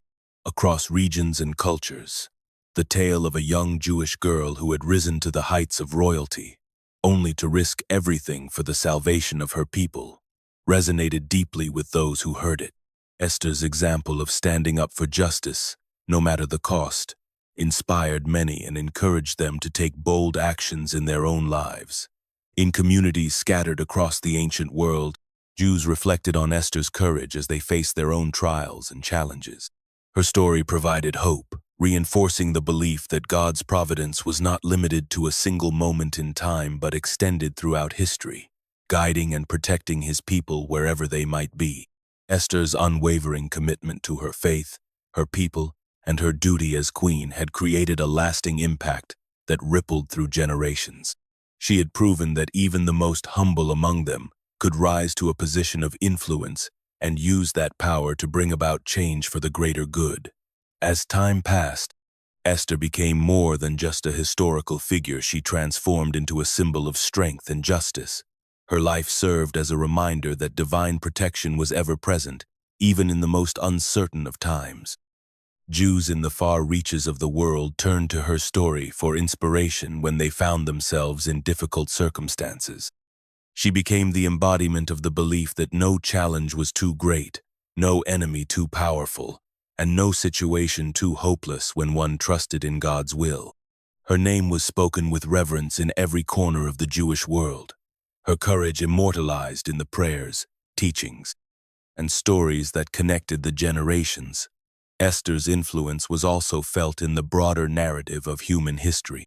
Across various faiths and cultures, her story transcended its immediate context, becoming a universal symbol of righteousness and justice.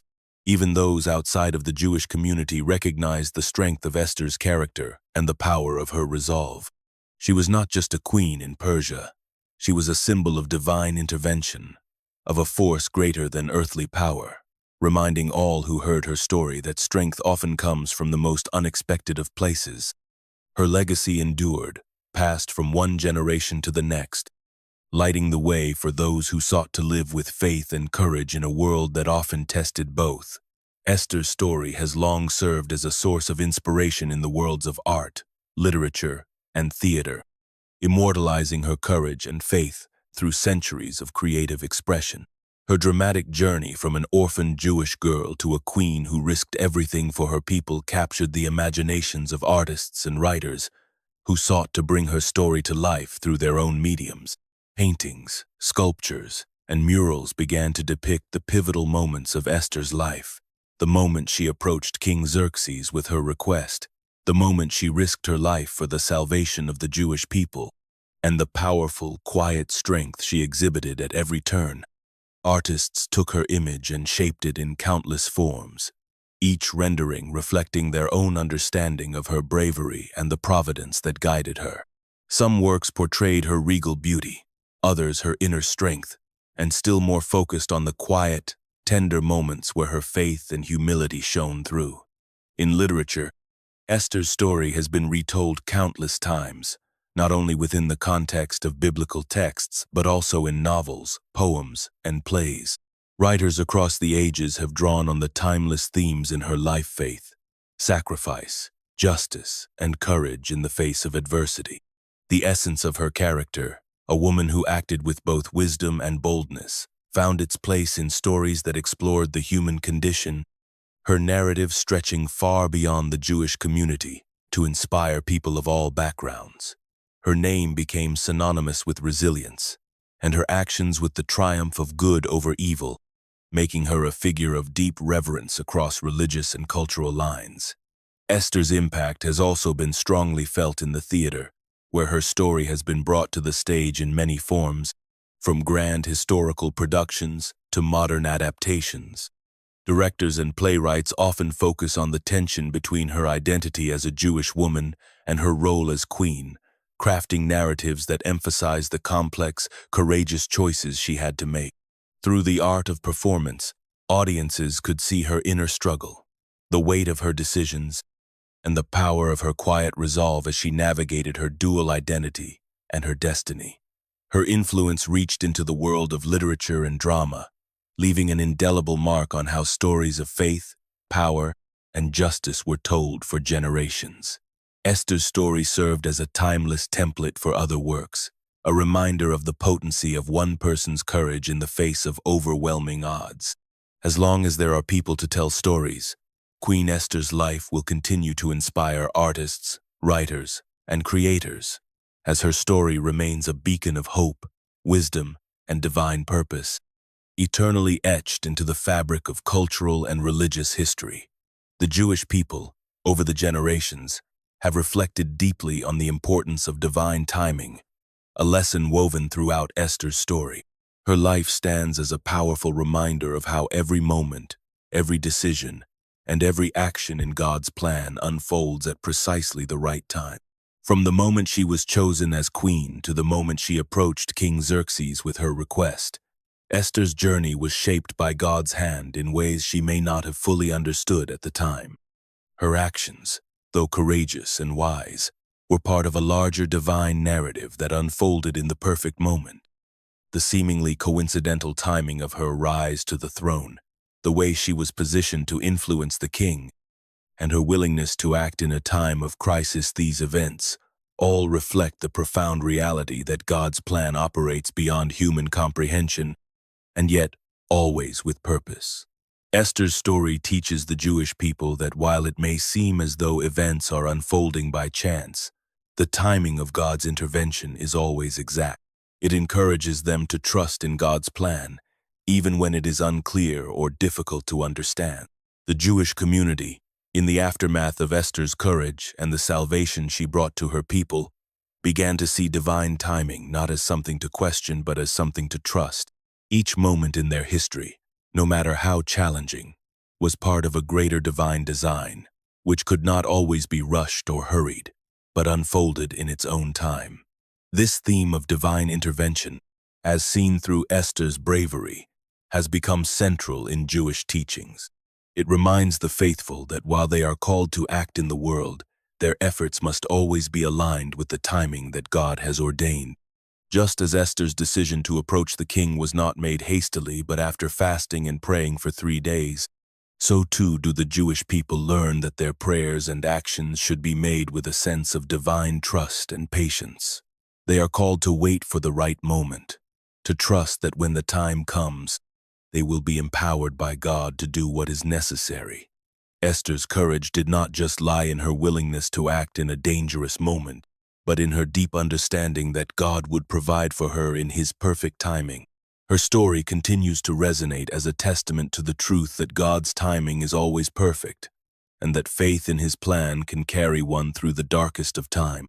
For the Jewish people, Esther's legacy remains a shining example of how divine intervention, woven into the fabric of life's moments, brings forth salvation and hope, even when the path seems uncertain. Esther's faith has long been examined as a model for future generations, offering a profound example of how trust in God can sustain one through even the most impossible circumstances. Her life was marked by moments of great uncertainty, yet it was in these moments that her faith was truly tested and revealed. When faced with the daunting task of approaching the king without being summoned, she could have chosen fear, self-preservation, or hesitation. Yet, she chose to place her trust in the God who had positioned her as queen for such a time as this. Her decision to act was rooted in a deep understanding that God's purpose for her life was greater than any immediate fear or consequence. For Esther, her faith was not simply about belief in God, but about actively trusting His plan, even when the outcome was unknown. She did not know if the king would welcome her or condemn her to death. Yet she stepped forward with courage and conviction, trusting that God would guide her steps. This unwavering faith in God's timing, that His plan would unfold at the perfect moment, is what has made her story a beacon for the Jewish people and beyond. As generations reflect on Esther's actions, they are reminded that trust in God's timing is essential, especially when faced with situations that seem beyond human control. Just as Esther found herself in a position that appeared perilous, so too do the Jewish people both historically and in the present often face seemingly insurmountable challenges. Yet Esther's story teaches them that God's providence will always prevail in His perfect timing. Even when circumstances seem hopeless or confusing, there is always a divine purpose unfolding, and God's intervention will come at exactly the right moment. The test of Esther's faith extends beyond her own actions. It serves as a call to all who face uncertainty to look to her example and place their trust in God's ability to move mountains. Whether it's in moments of personal trials, societal struggles, or spiritual challenges, Esther's courage in trusting God's plan is a reminder to maintain faith even when the path ahead seems unclear.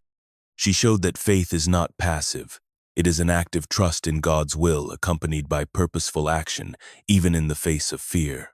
Through Esther's story, the Jewish people are reminded that while their faith may be tested in times of great difficulty, they can stand firm, knowing that God will provide the strength, guidance, and timing necessary to fulfill His purpose. In the end, it is not the absence of fear, but the choice to trust in God despite it, that defines true faith. Esther's life continues to echo this message through the generations, calling all to stand in faith and act with courage, no matter the obstacles before them. Queen Esther's life serves as a remarkable testament to the unfolding of God's divine plan. Though she might have seemed an unlikely candidate to be part of such a pivotal moment in history, her courage and obedience played a key role in saving her people from destruction.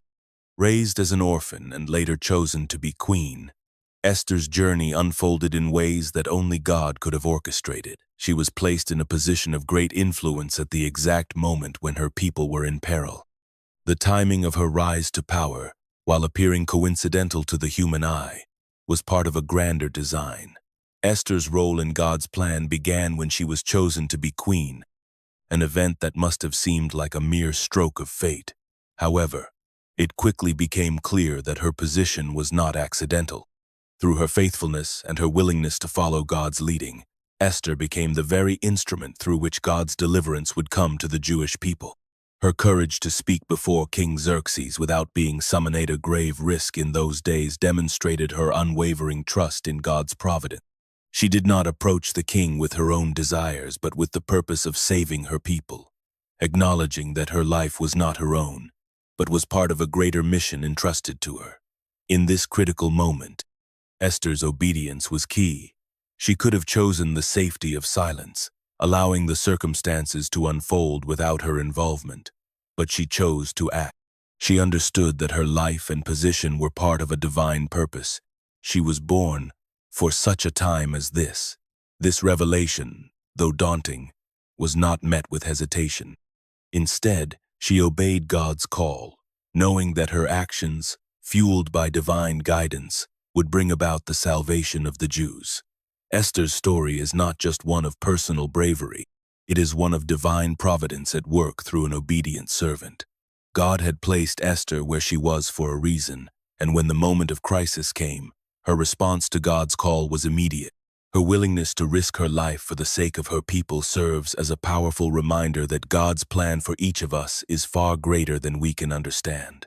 As the story unfolds and the Jews are saved from annihilation, it becomes clear that God was at work, orchestrating events in a way that could only be explained by His divine hand.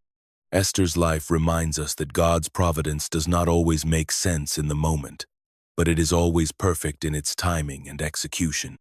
Her obedience, her courage, and her faith in God's plan made her an instrumental part of a much larger story. Through Esther's actions, we see the undeniable truth that God's plan unfolds through those who are willing to step forward in faith, even when the path ahead seems uncertain. The Persian Empire, once a towering force in the ancient world, began to show signs of decline as the years passed. Though its power and influence had spread across vast lands, it slowly faded into history. The grand palaces and the royal courts where Esther once moved in the splendor of her position became relics of a bygone era. Yet, in the hearts and minds of the Jewish people, the memory of Queen Esther's courage and the miraculous deliverance she helped secure remained vivid and unshaken. Her bravery, her willingness to risk her life for her people, had become an indelible part of their history, woven into the fabric of their identity. Esther's story continued to inspire Jews far and wide, transcending time and place, even as the empire that had once supported her reign started to lose its strength. Under Mordecai's wise and steady leadership, the Jewish community flourished. Mordecai, ever the loyal servant and protector of his people, maintained his role as a guiding force.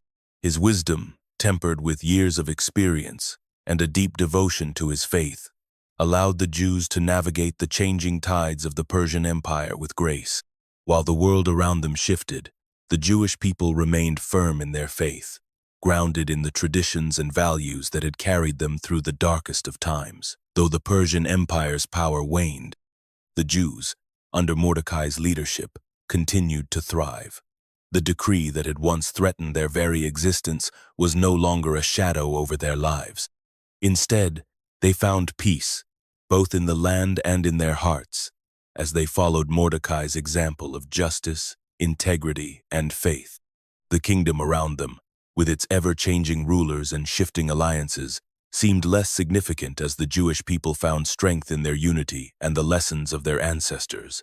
Esther's name, now spoken with reverence and awe, remained a beacon of what could be accomplished when one was willing to stand firm in faith, no matter the cost. Her legacy was not only passed down through generations but lived on in the actions of those who followed her example of courage. It was through Mordecai's leadership that the Jewish people not only survived but thrived. Despite the ebbing power of the empire that had once ruled over them, they had endured, their identity secure, and their faith in God's provision steadfast. As the Persian Empire faded into history, the Jewish people remained, not as a conquered people, but as a nation, resilient and free. They had witnessed the power of God's deliverance and carried that truth with them into the future, unshaken by the changing empires around them. The end of the Persian Empire did not mark the end of Esther's story, for her courage continued to live on in the hearts of those who, like Mordecai, led with wisdom and faith. The royal court of King Xerxes, once a grand symbol of power and influence, eventually passed into history. Its marble halls, filled with the whispers of strategy, lavish banquets, and the weight of royal decrees, slowly faded with the years. The vast empire that had once stretched across continents crumbled, leaving behind only the echoes of its once mighty presence. But though the court itself became a distant memory, the legacies of Queen Esther and Mordecai endured, unwavering and strong, in the hearts of the Jewish people. Esther's courage and the divine intervention that had saved her people continued to be told and retold through generations. The Jewish community held tightly to the lessons of her life, and her name was spoken with reverence in homes, synagogues, and marketplaces. Her story was not merely that of a queen, but of a woman who, against all odds, had risked everything for the salvation of her people. Her legacy, woven into the fabric of Jewish history, became a beacon for those who faced hardship, a reminder that God's hand could be seen in the most unexpected places. Mordecai, too, remained a symbol of wisdom and justice. His leadership, tempered by both experience and faith, became a guiding light for his people. Though the empire around them crumbled and the royal court lost its influence, Mordecai's commitment to his people and his unwavering belief in God's providence never wavered. Under his leadership, the Jewish community continued to thrive, and they remembered the importance of standing firm in their beliefs, just as Mordecai had done. Though the once grand court was no more, the spirit of Esther's bravery and Mordecai's wisdom lived on in the Jewish community. Their influence was felt not in the opulence of palaces or the halls of power, but in the lives of those who carried forward their lessons of faith, unity, and courage. The royal court of Xerxes may have passed into history, but the enduring strength of the Jewish people, shaped by their experiences and their leaders, continued to thrive. As the years rolled on, the names of Esther and Mordecai remained etched in the collective memory of the Jewish people. They became more than just figures in history. They became symbols of hope, of faith, and of the unshakable belief that God's plan was greater than any earthly power. Even as the Persian Empire faded, the legacy of the royal court lived on in the hearts of all who remembered the story of Queen Esther's bravery and Mordecai's wisdom. The role of women in biblical history is often understated, yet their influence is both profound and enduring. Esther's story, in particular, stands as a testament to the strength, wisdom, and courage women can embody, even within the confines of a male-dominated society. As a young Jewish orphan, Esther rose from obscurity to the position of queen, wielding a quiet power that ultimately saved her people. Her bravery in approaching King Xerxes uninvited and risking her life for the sake of her faith and heritage illustrates the vital role women have played in God's grand plan throughout history. In an empire where men held the reins of power and women were often seen as subjects to be controlled, Esther's rise to power challenges those very norms. Her beauty caught the eye of the king, but it was her inner strength, humility, and wisdom that ultimately made her a force to be reckoned with. She did not rely on her charm alone, but understood the gravity of her position and the responsibility she carried. In doing so, Esther became an unlikely heroine, her actions setting an example for generations of women who would follow. Esther's courage was not just about physical bravery, but about the boldness to stand firm in her faith, to speak up for her people, and to challenge the powerful forces that sought to destroy them. Her influence in the palace, in a time when women's voices were often silenced, reveals the remarkable capacity of women to lead with integrity, to wield influence through wisdom and humility, and to change the course of history with their unwavering commitment to justice. Her story resonates beyond her time, offering inspiration to women in faith everywhere.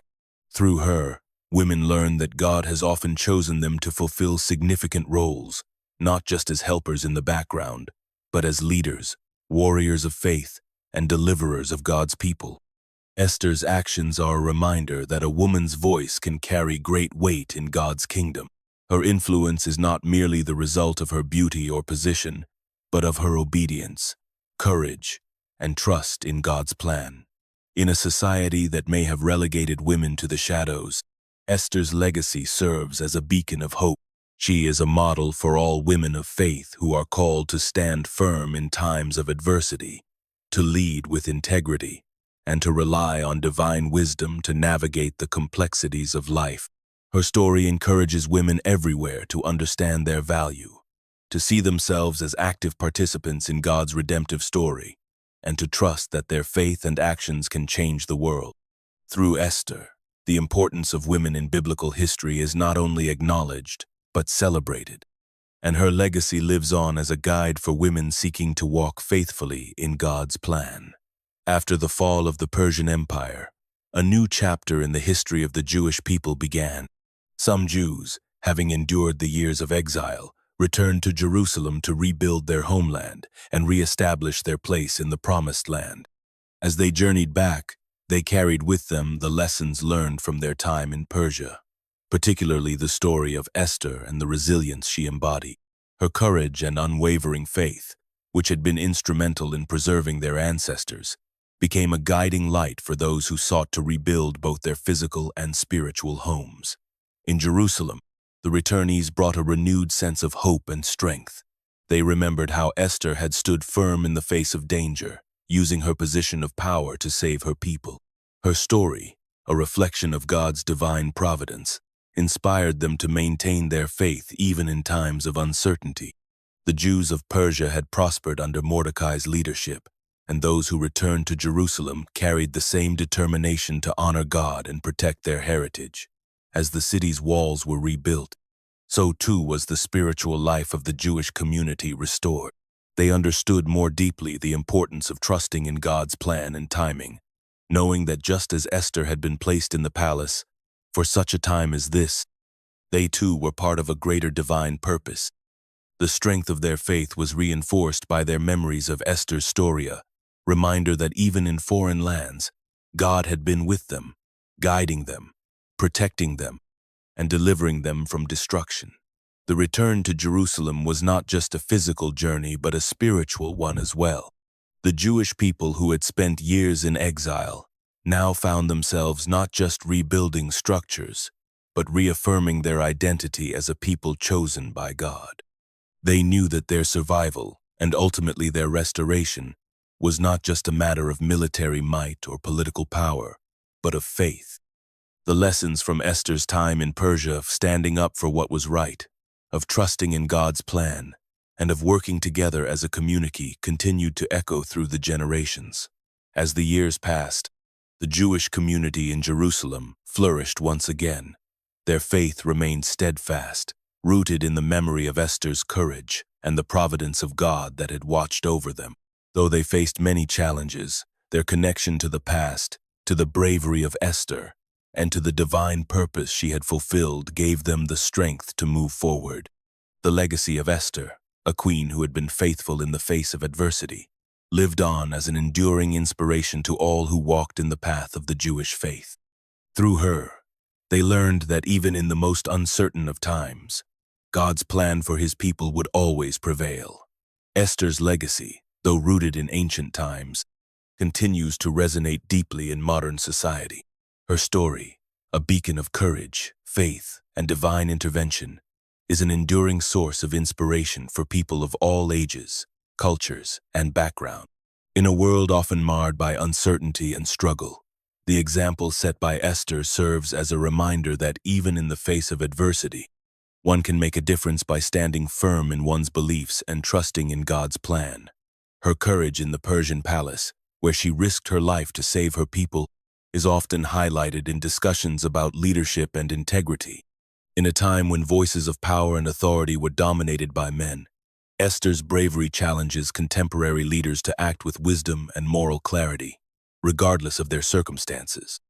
The courage she displayed when she approached the king without an invitation, knowing it could lead to her death, demonstrates a timeless quality of leadership and unwavering commitment to justice and the greater good. Esther's faith also plays a pivotal role in how her story is used in modern teachings. She did not act out of her own strength, but placed her trust in God's timing and guidance. Her decision to fast and pray before taking action reflects the importance of seeking divine wisdom in moments of decision. This aspect of her story resonates with people today, encouraging them to trust in God's plan, even when they cannot see the full picture. Esther's willingness to wait for God's direction serves as a model for individuals and communities who face trials and uncertainty, reminding them that divine intervention is often part of the process. Her story is frequently used in teaching about faith, especially in situations that require stepping out in trust when the outcome is unknown. In a world where instant results are often sought, Esther's story challenges modern minds to embrace the beauty of divine timing and the power of prayer. The transformation of her from a humble orphan to a queen who saved her people reflects the potential within all people to rise above circumstances and fulfill a higher purpose. Today, Esther's story is woven into the fabric of countless communities, both religious and secular. Her legacy lives on in schools, sermons, books, and art, where her courage is celebrated and shared. For those in leadership, her example stands as a guide to navigating difficult decisions with faith, integrity, and a sense of divine responsibility. In a world that continues to grapple with questions of justice, identity, and divine purpose, Esther's legacy remains a powerful force, offering strength and hope for those who dare to believe in the possibility of miraculous deliverance, just as she did for her people. The Feast of Purim continues to be one of the most joyous and significant celebrations in the Jewish tradition, a vibrant reminder of the courage and faith of Queen Esther. Every year, as the festival draws near, Jewish communities around the world come together to celebrate not only their deliverance but also the enduring legacy of a young Jewish woman who risked everything to save her people. Purim is a time of feasting, merrymaking, and reflection, where the story of Esther is read aloud, and her acts of bravery are relived through rituals and customs that carry the weight of history. The festival, marked by its unique customs of wearing costumes, giving gifts, and donating to the poor, draws on the themes of salvation and reversal. Esther's courage in the face of an empire that sought to annihilate her people remains at the heart of the celebration. In the telling of her story, the Jewish people remember how divine providence worked through a woman who, though hidden in the royal palace, played a central role in the unfolding of God's plan for her nation. Her willingness to risk her life for the sake of justice and her unshakable trust in God's timing serve as a beacon of hope for generations. Purim is not just a celebration of past victories, but a statement of faith for the future. The victory over Haman, the enemy who sought the destruction of the Jewish people, symbolizes the triumph of good over evil and the power of courage in the face of overwhelming odds. The joy of Purim is grounded in the reality that Esther's actions, though humble and born out of obedience, changed the course of history and secured the survival of the Jewish people. As the scroll of Esther, or Megillat Esther, is read during the festival, the names of the king, the queen, Mordecai, and Haman echo through synagogues, reminding all who listen of how one woman's bravery brought salvation. Beyond the laughter and revelry, Purim holds a deeper meaning. It reminds the Jewish people that, like Esther, they too are part of a larger divine narrative. In times of uncertainty, in moments when all seems lost, Esther's story serves as a beacon of light, encouraging faith, urging believers to stand firm, and reminding them that even in the darkest times, deliverance can come in unexpected ways. The festival also fosters a sense of community, as Jews from all walks of life unite in the shared memory of their salvation. Gifts of charity, one of Purim's key traditions, emphasize the importance of caring for others, ensuring that no one is forgotten, just as Esther never forgot her people. Through the annual celebration of Purim, Esther's legacy endures, keeping alive the spirit of hope and resilience that she embodied. Her story continues to inspire, guiding future generations to believe that, just as in her time, God's providence will guide them through adversity, bringing light even in the darkest of days. Esther's story resonates far beyond the pages of the Bible, transcending religious boundaries and speaking to the universal human experience.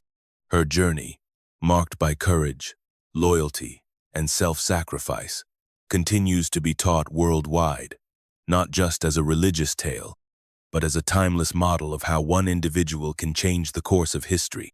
Her actions serve as a beacon for those facing adversity, reminding them of the power of standing firm in one's beliefs, even when the stakes are high. Esther's courage is the cornerstone of her legacy. When faced with the decision to approach King Xerxes uninvited, an act that could have cost her life, she did not hesitate. Her willingness to step into the unknown, despite the risks, is an enduring example of what it means to have faith and act with conviction. In times when fear and uncertainty threaten to overwhelm, Esther's story reminds individuals of the importance of finding strength in the face of peril and taking decisive action for the greater good. Her loyalty to her people and to God's plan further deepens her impact. Esther did not let her royal position, her beauty, or her newfound status blind her to the plight of the Jewish people. Even after she became queen, she remained faithful to her heritage and to her family. Her relationship with Mordecai, her cousin and spiritual guide, speaks to the value of family and loyalty in shaping one's decisions. She risked everything, not for her own gain, but for the preservation of those she loved. Her devotion to her people is an example that transcends cultures, showing that true leadership often requires selflessness and the willingness to make personal sacrifices for the greater good. Moreover, Esther's story highlights the power of self-sacrifice.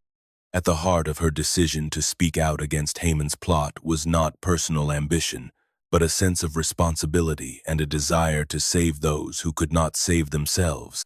She had no guarantee that her actions would be successful or that her life would be spared, but her sense of duty and faith in God's providence compelled her to act. In a world often preoccupied with self-interest, Esther's willingness to put her own life on the line for others stands as a testament to the depth of love and courage one can have for those in need. Esther's example continues to be taught in schools, religious institutions, and homes across the globe. Her story is a powerful reminder that even in times of darkness, there is hope, and that a single individual, when guided by faith, can make a difference. Her life embodies the virtues of courage, loyalty, and sacrifice, serving as an inspiration for those seeking to live with purpose and integrity. Esther's influence stretches far beyond the borders of ancient Persia, continuing to inspire and guide generations long after her time. Her story, steeped in courage, wisdom, and selflessness, has transcended not only centuries but cultures, becoming a touchstone for those advocating for justice and standing up against oppression. In times of turmoil, when the powerless feel most vulnerable, Esther's actions serve as a powerful reminder that one voice, one courageous heart, can alter the course of history. Her influence is evident in countless movements for justice, where the struggle for equality and human dignity mirrors Esther's battle to save her people from annihilation. Her bravery in confronting King Xerxes, risking her life to expose Haman's plot, stands as a model of speaking truth to power. In an age where social injustices still persist, her example encourages people to challenge systems of oppression, no matter how formidable they may seem. The decisions Esther made, motivated by a deep faith in God's timing and providence, remain a guiding light for those who strive to protect the vulnerable and fight for the voiceless. Moreover, Esther's story has become a symbol of courage in the face of personal sacrifice. In an era where individualism often takes precedence, her willingness to risk her own safety for the sake of others speaks volumes about the nature of true leadership. It is not the power one wields, but the selflessness with which one acts that defines the depth of their impact. This lesson continues to inspire movements that seek to place the well-being of others at the center of their efforts, encouraging a sense of communal responsibility and solidarity. Esther's example also speaks to the timeless power of inner strength. She was not a warrior in the traditional sense, nor did she wield any conventional weaponry. Instead, she relied on her wisdom, her humility, and her deep understanding of her people's plight. This quiet strength has inspired leaders in every corner of the globe, showing that leadership comes in many forms. Sometimes, it is in the measured decision to act with grace and wisdom, not through force or bravado. In this way, Esther's influence continues to shape how leadership is viewed today, one that is compassionate, courageous, and motivated by a sense of duty to the greater good. Her legacy is not confined to any one place or time. From the far reaches of the Jewish diaspora to the global stage, Esther's name remains synonymous with strength, integrity, and faith. Her story has resonated through the ages, empowering individuals to rise above fear, stand for justice, and embrace their faith in the face of adversity. In this way, Esther's influence is truly eternal, as her example continues to ignite the hearts of those who seek to make the world a better place, one courageous act at a time. As the story of Esther draws to a close, it is clear that her legacy reaches beyond the boundaries of the earthly realm. In the heavenly kingdom, where all things are seen through the lens of divine purpose, Esther's courage and faith are honored eternally. Her obedience to God's calling, her willingness to risk everything for the sake of her people, and her unwavering trust in His timing have earned her a place among the greats in heaven's halls. In the kingdom of heaven, there is a quiet recognition of her Missiona mission she fulfilled with grace, wisdom, and an unshakable faith in the power of God. Esther did not see herself as a queen seeking glory for her own sake, but as an instrument of God's providence. She stood in the gap for her people, understanding that the circumstances of her life were not by chance but by divine design. Heaven watches the acts of such faith with reverence, knowing that those who walk in obedience, no matter how daunting the task, become part of the divine tapestry that God weaves throughout history. Esther's faith, demonstrated through her decision to approach the king, is a reflection of the kind of obedience that brings heaven's favor. While she faced the uncertainty of her fate, she believed that God had positioned her for such a time as this. Her strength in that moment continues to resonate, inspiring generations to follow God's call with the same courage, especially when the path seems fraught with peril. Her legacy, built on the foundation of unwavering trust in God's guidance, stands as a beacon to those who follow after her. Though she walked in the courts of a foreign empire, Esther's true home was in the hands of the Almighty, and in heaven, her name is spoken with honor. Her role in God's great plan was fulfilled, but the impact of her actions continues to echo in the hearts of those who read her story. Her example serves as a reminder to all that God's will is sovereign, and He uses those who are willing to say yes to His call, no matter the cost. Her legacy, therefore, is not limited to the Persian Empire or even to her people in the land of Israel. It stretches across time and space, influencing the kingdom of God forever.